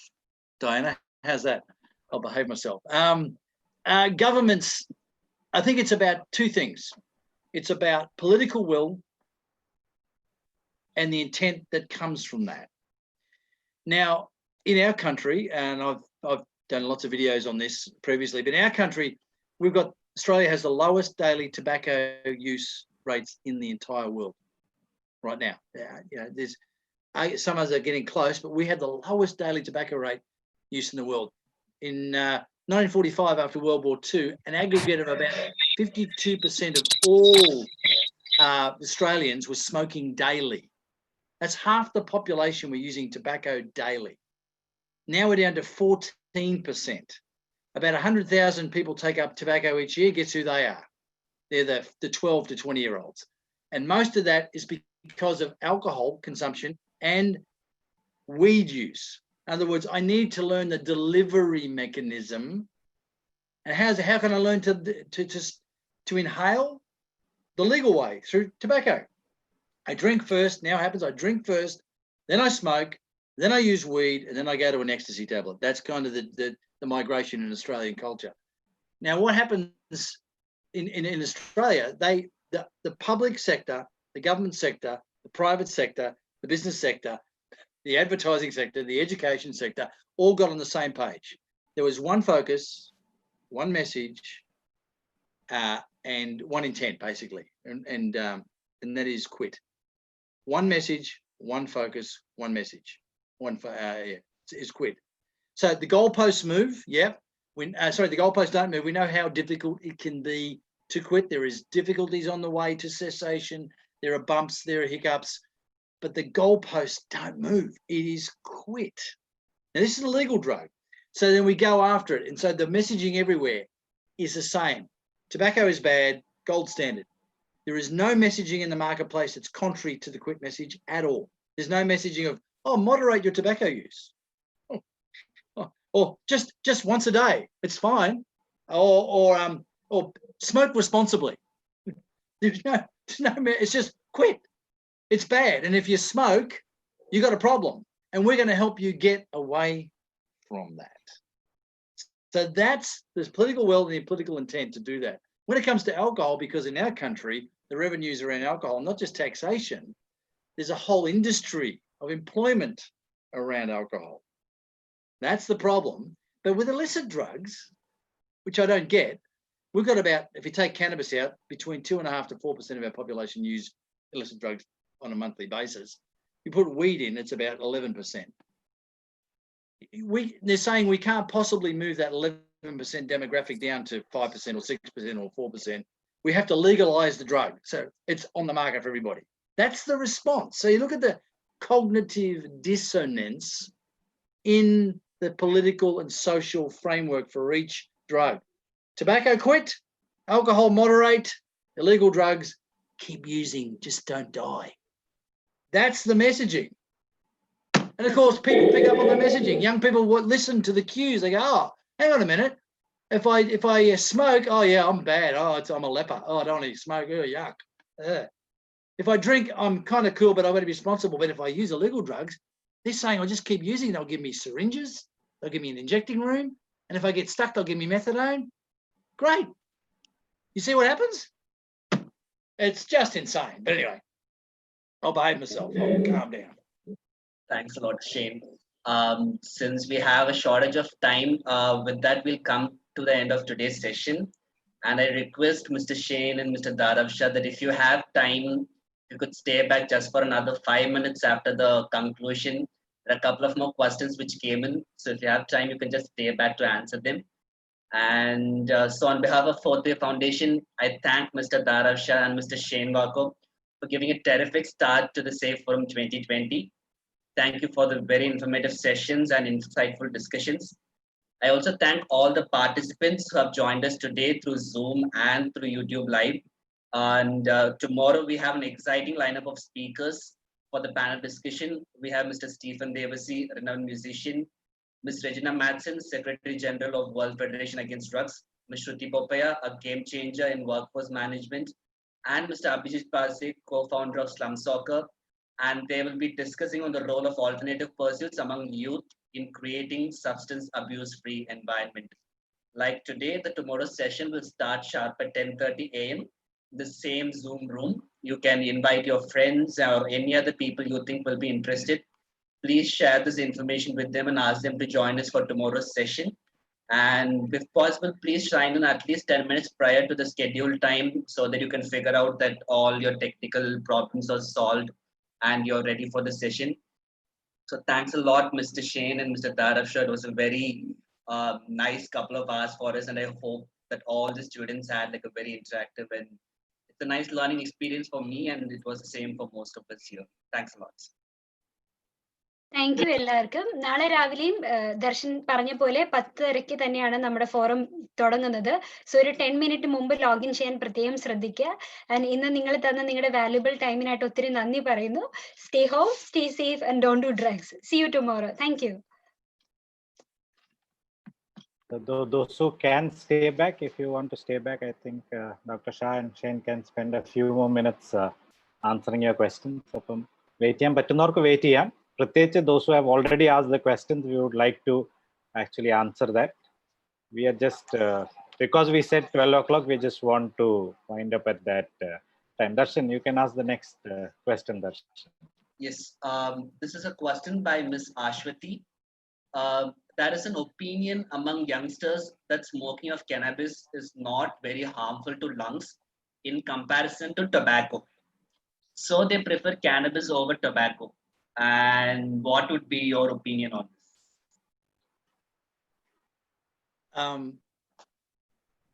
Doctor, do you want first? I think it's Dr. Tarafsha. Yeah. Okay, sure.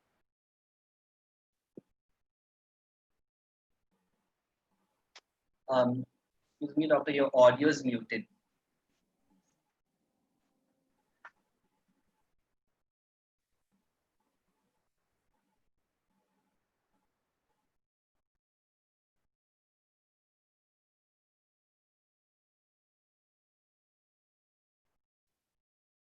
I can, if it helps, I can jump in a little bit in the meantime. Yes, sure. Go ahead. Is that okay? Yeah, yeah. Yes, yes. Yeah, look, we know from the data that one joint from a hyperinflation and inflammation perspective has the same impact as 2.5 to 5 cigarettes. That's just one piece of information. Any smoked product does damage to the lungs.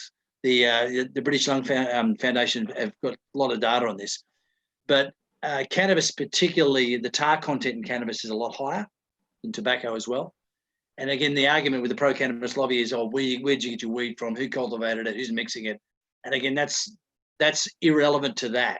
It's the reality is cannabis as a smoked plant, and it also depends on the other factors, the other chemicals involved, because cannabis has about depending on who you talk to in the science industry, sector, between 400 and 500 different components. There's between 80 and 120 cannabinoids, and all those have an interesting impact on the deliverables to your lungs, and then for your lungs to your body. So the short answer is cannabis smoke is worse than tobacco smoke, point blank. Mr. Tarafsha, would you like to add something to it? Oh, thank God, my phone is cooperating. I'm really sorry for this. My phone is overheated and not cooperating. So as Shane says, there is the points, and I will add on 2 points to that. Okay, one, most people who take cannabis take it with tobacco. So it's silly to say, okay, this is ample, there is not. Secondly, tobacco, the evidence of harm, it has been generated because it has been going since a long time. Doctors in USA and Western countries used to smoke while giving a talk. It was acceptable. But because the evidence got created, therefore we know it's harmful. Now, cannabis has recently started to be legally used and the evidence is not there. But I'm pretty sure, as Shane is saying, in fact, cannabis intoxicates like when you drink alcohol, smoking doesn't intoxicate you. Cannabis intoxicates you and leads to accidents also. There are in many ways, cannabis is more harmful than tobacco. Evidence is not there, but so that's what I feel. And as he was saying, nicotine is not the carcinogen. It is the tar and the substances which come by burning of that cigarette, which are the carcinogens, which remains the same, whether you smoke tobacco or cannabis or anything. So it's definitely harmful. Thank you, Doctor. I think before you mute again, there is another question to you. It's from Komal Moore. And some people think that, some people are aware about the harms which substances can do to them. And still they believe that they have extreme control over their mind and they will never lose control. So they go to a stage where they'll continue consuming more. How do we counsel them? Okay. So 2 points. One, as I said, what I believe in is I try to tell them, okay, it's a property of this substance. See, if it were those who have good willpower, they won't get it. See, the companies, they try to make youngsters believe the problem is with the person, which is not true. We have to make people realize that people who take these substances are good. You can give examples of successful people like Michael Jackson, such a promising life, but took drugs and it got cut so short, right? So many successful people, they used it to celebrate. The willpower was of no use. The founder of Alcoholic Anonymous was a surgeon who had ruined his life because he chose to drink to enjoy. So we can give examples of successful people who had a lot of willpower. And it's not about willpower.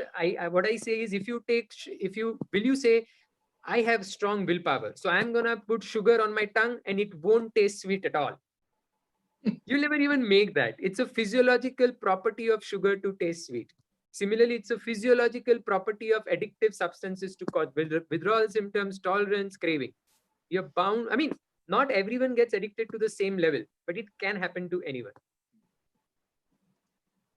This whole media messaging of responsible drinking and responsible choices and all of that is so mangled up and puts the ownership on the user. But the truth is not that. Or alcohol is alcohol, tobacco is it, and marijuana and cannabis, all of them have these properties. Even if you give it to an animal, you're going to see the same thing. So it's not the messaging is what has played most among youngsters. And today, even if you talk to a subset of people anywhere, they immediately put the ownership on the user, and that's where it is like, oh, it's a choice. He can take more. This is his capacity. All of those words are so in the use that you realize that they don't realize what they're doing in terms of the product itself. And to add to that is the product in the market that we are getting right now.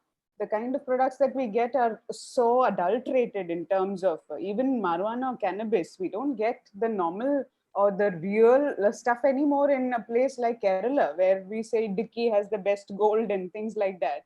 Our markets are so adulterated, and what they use as a one-time use is a big-time addiction process in itself. So children don't realize it. Youngsters don't get it. They think it's the cannabis of their granddad's time, and they don't realize it's altered and it's adulterated in the market.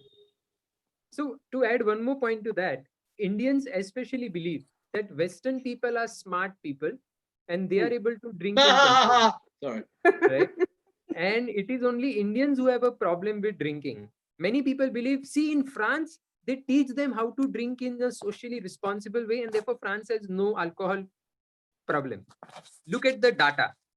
42% men in France report to have binged in the last 1 month. Okay. The prevalence of addiction, alcohol dependence, is higher in USA, France, UK compared to India. See, out of those who take, probably because of our lower socio-economic strata and lack of access to healthcare, a higher proportion get dependent and get harmed. But if you see at the community level, what is the prevalence? Because 90% of them tried. The overall prevalence in those countries is higher than in our country. Our culture of abstinence was protecting us till now.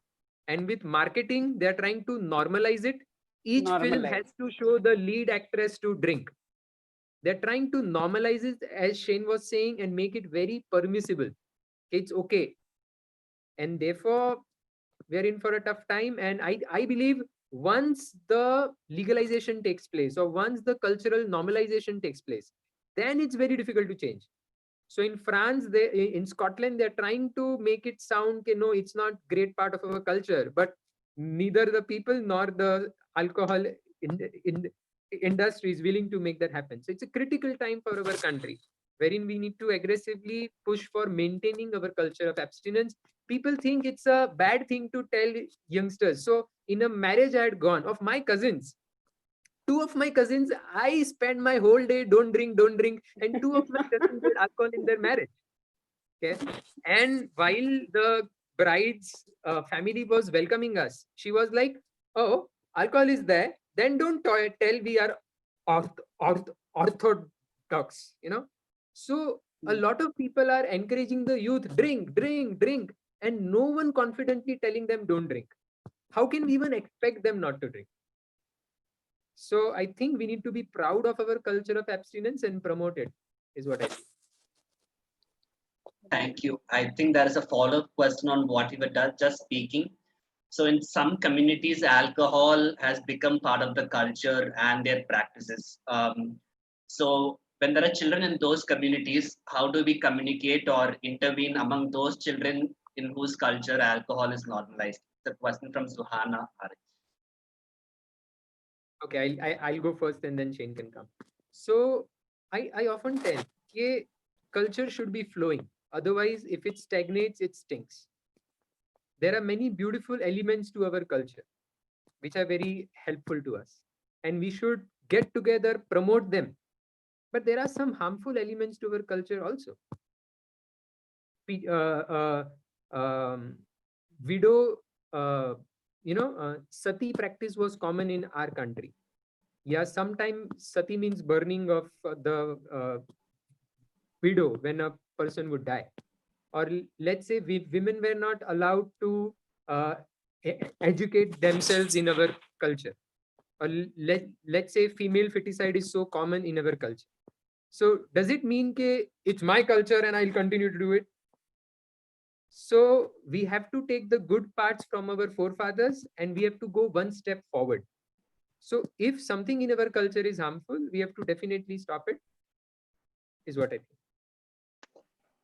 Look, I think there's a couple of ways to totally concur. I think understanding what an element of a culture does, and that's why some things are extincted from a culture, because you start to realize that this is actually a bad practice. This is actually not helpful, or it's destructive. And one of the two drivers I like to promote when I'm talking to young people is they buy into their sense of social justice and social responsibility.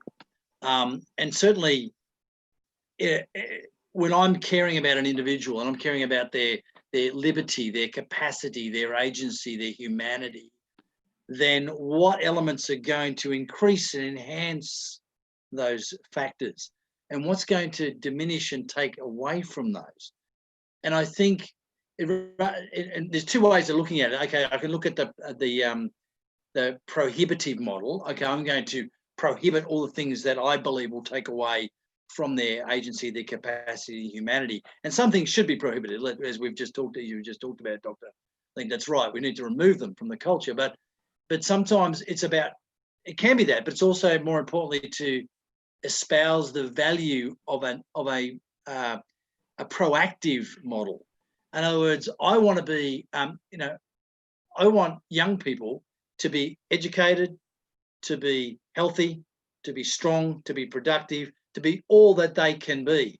So then I've set up that model. Then I look at what's going to take from that.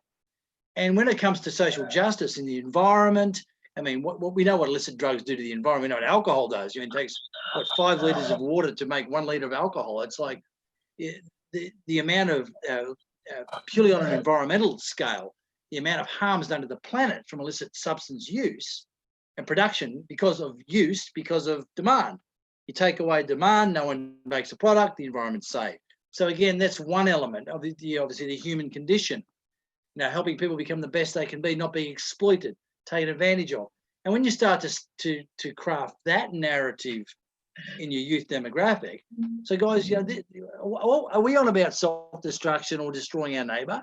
Do you want to be used, taken advantage of, exploited, marketed for the profit of someone else in the addiction for profit industry? Is that your agenda? Or do you think just getting off your nut is going to be okay and it's a victimless crime?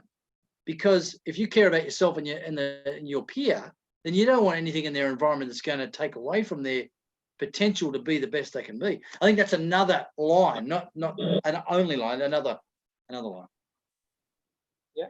Just to add to that, the context of the children and being exposed to substances, that's coming from a very cultural context of what's happening in Kerala. Or early on in the families, there is a culture of actually drinking together. The kids are in the picture. It's a social, it's a social thing that's happening. It's been happening for ages. But of late, what has happened is that the kind of feedback we get from our trainings is that they are even asked to bring the drink, serve the drink to the guests or the family, which is completely, it was not the culture. Get the glass, get the drink, serve it. So that is going like another step. And I understand where that question is coming from. And typically to address this as a community or people who are working in the sector, we really have to now go around messaging to the youngsters and the children in schools that they have the right to stand up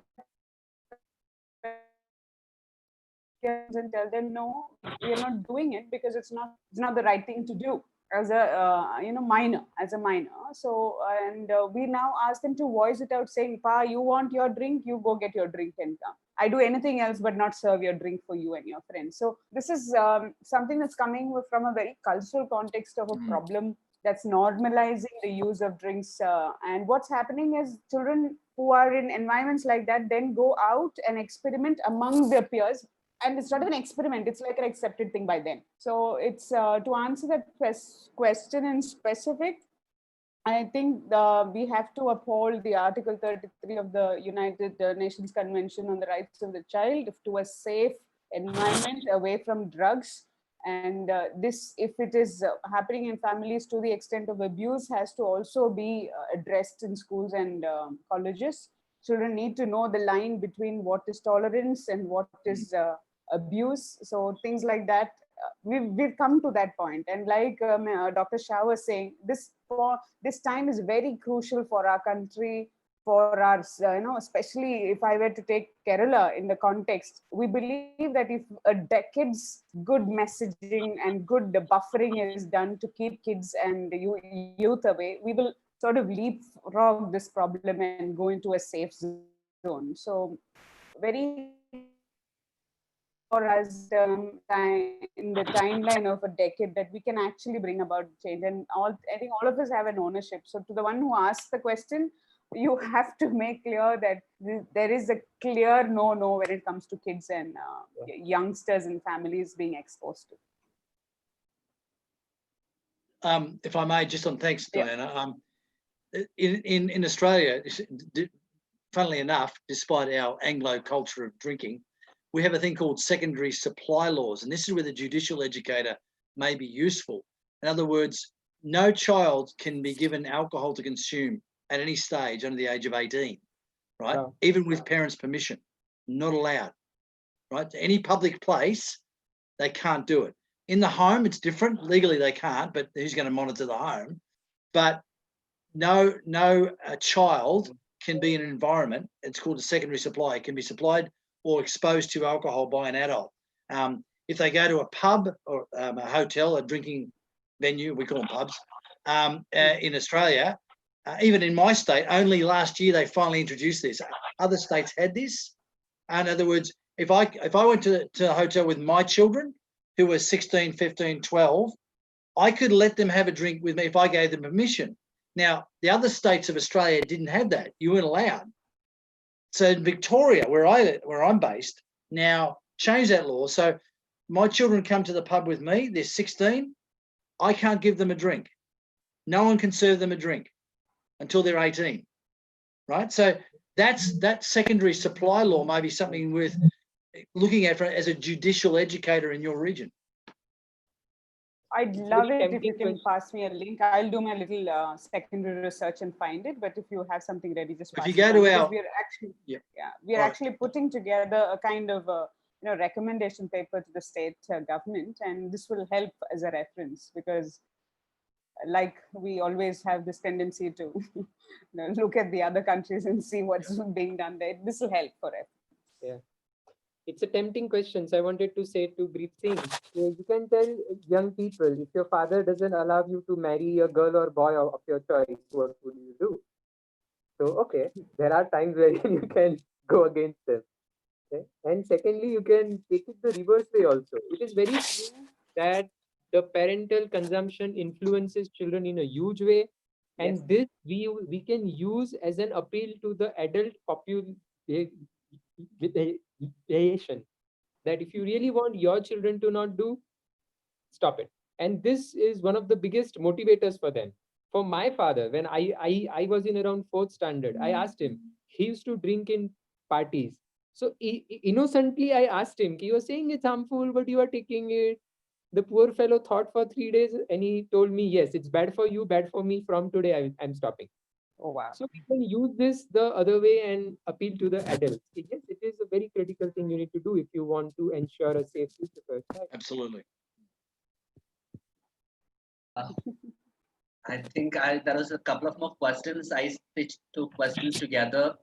There is this whole idea of doing drugs at school among youth. And let's say if I am a person who has to go and talk to my friend about it, I am more scared that they're going to shame me or insult me when I take an opposite stance. So how do I approach this, or how do I speak about something like this when it's considered cool among others? Yeah. Shane, you can go first. Oh, thanks for that. Yeah, how to deal with the age-old problem of peer pressure.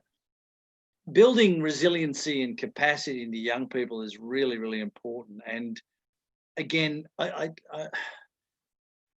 like the narrative model. We all got stories, and we're all trying to find significance in the stories we're part of. And if the only story that you're part of that you find significance in is in your peer setting, with the peer demographics, likes and dislikes, urges or inclinations, then you are absolutely one of the most easy people to manipulate, seduce, coerce, whatever. However, if you got narratives, and the doctor just told us about his father's narrative, my narrative is the same. My children grew up in a house without alcohol. They were never prohibited from drinking until they were 18. We said, look, legally you can't drink till you're 18. We'd like to suggest you don't drink after that as well, but I'm not going to prohibit you. But our best practice is not to drink at all. But my children never drank alcohol until they were 18. And then often they didn't drink till later, and they drink moderately, if at all. It's only occasionally. But that's their call. Legally, they can do that. But for me, it's creating a narrative that's bigger than the context. And young people forming their identity outside of another narrative that's bigger than the one. Hopefully the family narrative is healthy, that they've got a sense of a worldview that gives them values, that gives them a sense of, what their destiny would be, their potential, so that they're actually bouncing off those narratives. So when they come into that, and it will be difficult, I know grown men, it's about changing the temperature of a room. And I say to young people, you're either a thermostat or you're a thermometer, right? You know the difference? A thermostat sets a temperature. A thermometer just follows it. So teaching kids how to be thermostats, so when they walk into an environment, now a lot of bad actors in the youth space are the ones that set the temperature. The leaders. Leadership is influence. So you got a drug user who's cool, and they're the ones driving the narrative. But if you come in with a different narrative and you hold that narrative, then you'll find people around you will start to attract to that. And that's one of the things, helping them create that thermostat narrative, that I know what I believe, why I believe it, and regardless of what you think of me, my identity is not tied up whether I engage with your social activities or not. Now that's you don't do that in one soundbite. You don't do that in a, here, come to this class, and in the next half an hour, I'm going to teach you how to be bulletproof under peer pressure. I mean, it's kind of an investment, and that's where youth groups are important, community activities important, parental understanding is important, and obviously the kids' own personal narratives that are developing. Yeah, doctor. Yeah, I think he has summed up really well. I would add up 2-3 points. Having more clarity as to why I am right will help them assert themselves. First, they have to get more clear that I am doing the right stuff and be proud of it. If they're ashamed of doing the right thing, then they will not be able to sustain the peer pressure, right? Secondly, if they prepare their answer and keep, okay, when they are going to force me, what will I say? It can be whatever. It can be a frank thing like, I have heard that it ruins thousands and lakhs of lives and I care for my family. Or it can be something like, I have given up promise to my mother and whatever. Or he can just say no, whatever suits him. But if he has prepared, if he has done a role play and kept, that can help. But ultimately, this is also a fact that if all my friends, the only way to enjoy they know is to drink and smoke, then today or tomorrow I'll do it. So choosing a healthier friend circle, at least having some friends who know how to be healthy is important.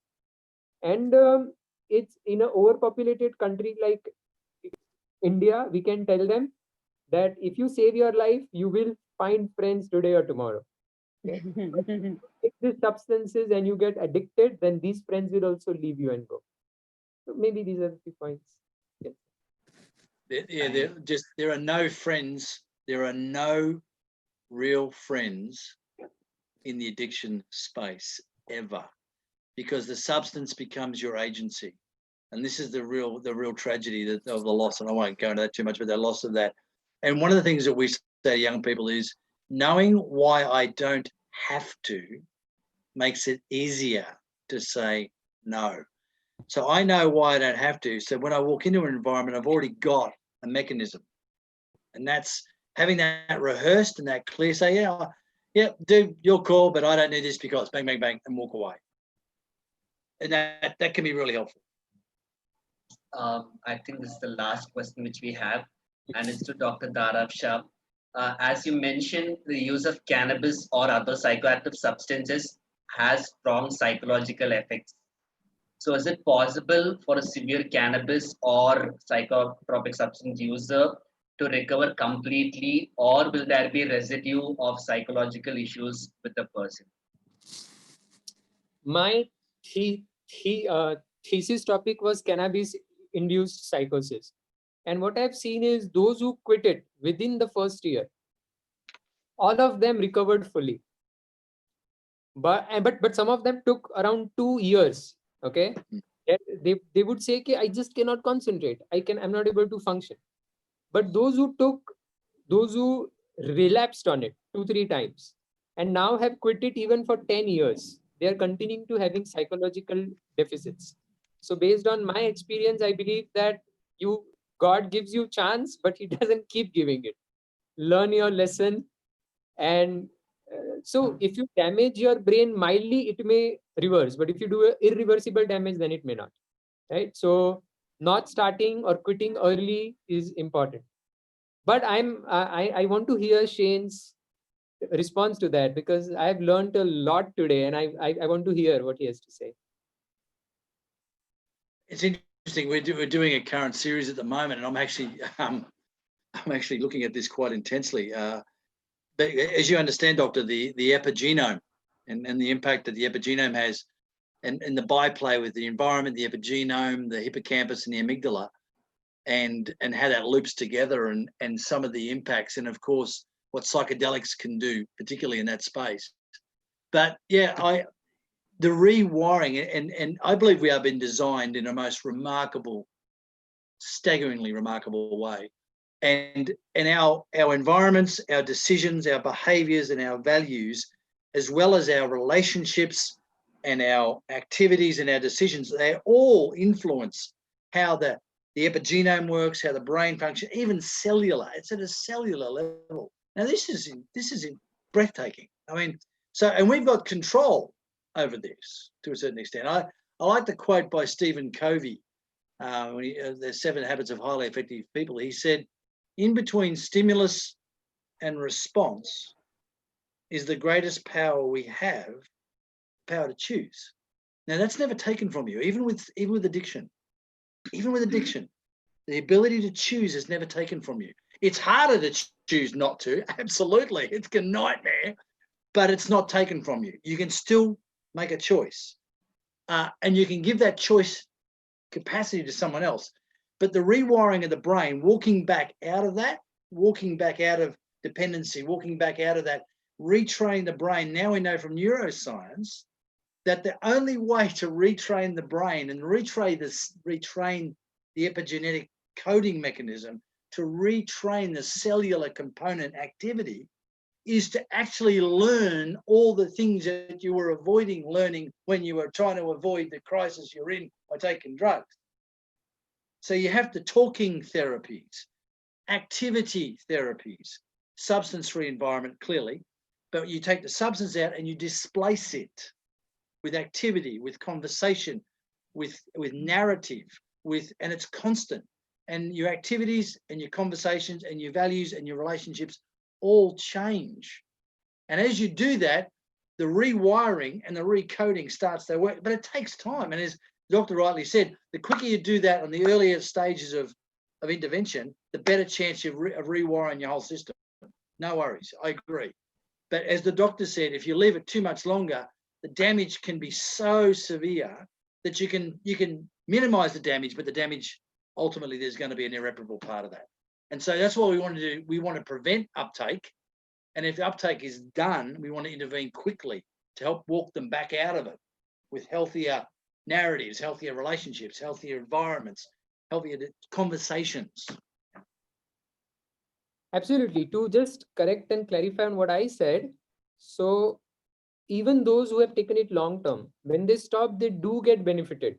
It's just that they may not reach pre-morbid level of normality. But definitely everyone who stops will get benefited significantly. I need to add to that, just to bring in the light of children and taking this early on. The coming back is very difficult. The damage is longer, the damage is greater, and that's why it's a no for anybody below 18 or 22 till their brains are developed, because that's our biggest challenge now, that kids hooking on earlier and coming out of it becomes very difficult, and the damage is so long lasting that it's like a lifetime effort to get to normalcy. So I just want to highlight that. Thanks a lot. Special thank you, Dr. Sean, Mr. Shane. You guys stayed almost for an extra hour. And it was a very nice Q&A session for us in the end. And for those who are now curious about what next or what are we going to do next, tomorrow we'll be discussing about solutions, where we speak about the role of alternative pursuits. So please join us tomorrow sharp at 10:30. And we are hoping to have another interactive session. You will again have all of these facilities available where you can have questions, you can discuss with the panelists, and you're going to have 4 exciting people tomorrow speaking to you all. So hoping to see you all tomorrow. Thanks a lot. Have a good day. Thank you, Dr. Shah. Thank you, Shane. Thank you all so much. It feels like family to be with you guys. Yeah, likewise. Thank you. Thank you. Thank you. Lovely to meet you, Dr. Shah. Thank you. Same here, Shane. Same here. We'll share the contacts so you both can also be in touch. Yes, okay, please. Lovely. We do. Darshan just introduce them on a mail. Okay. Thank Talk you. soon. Yeah, bye-bye. Bye-bye. Thank you.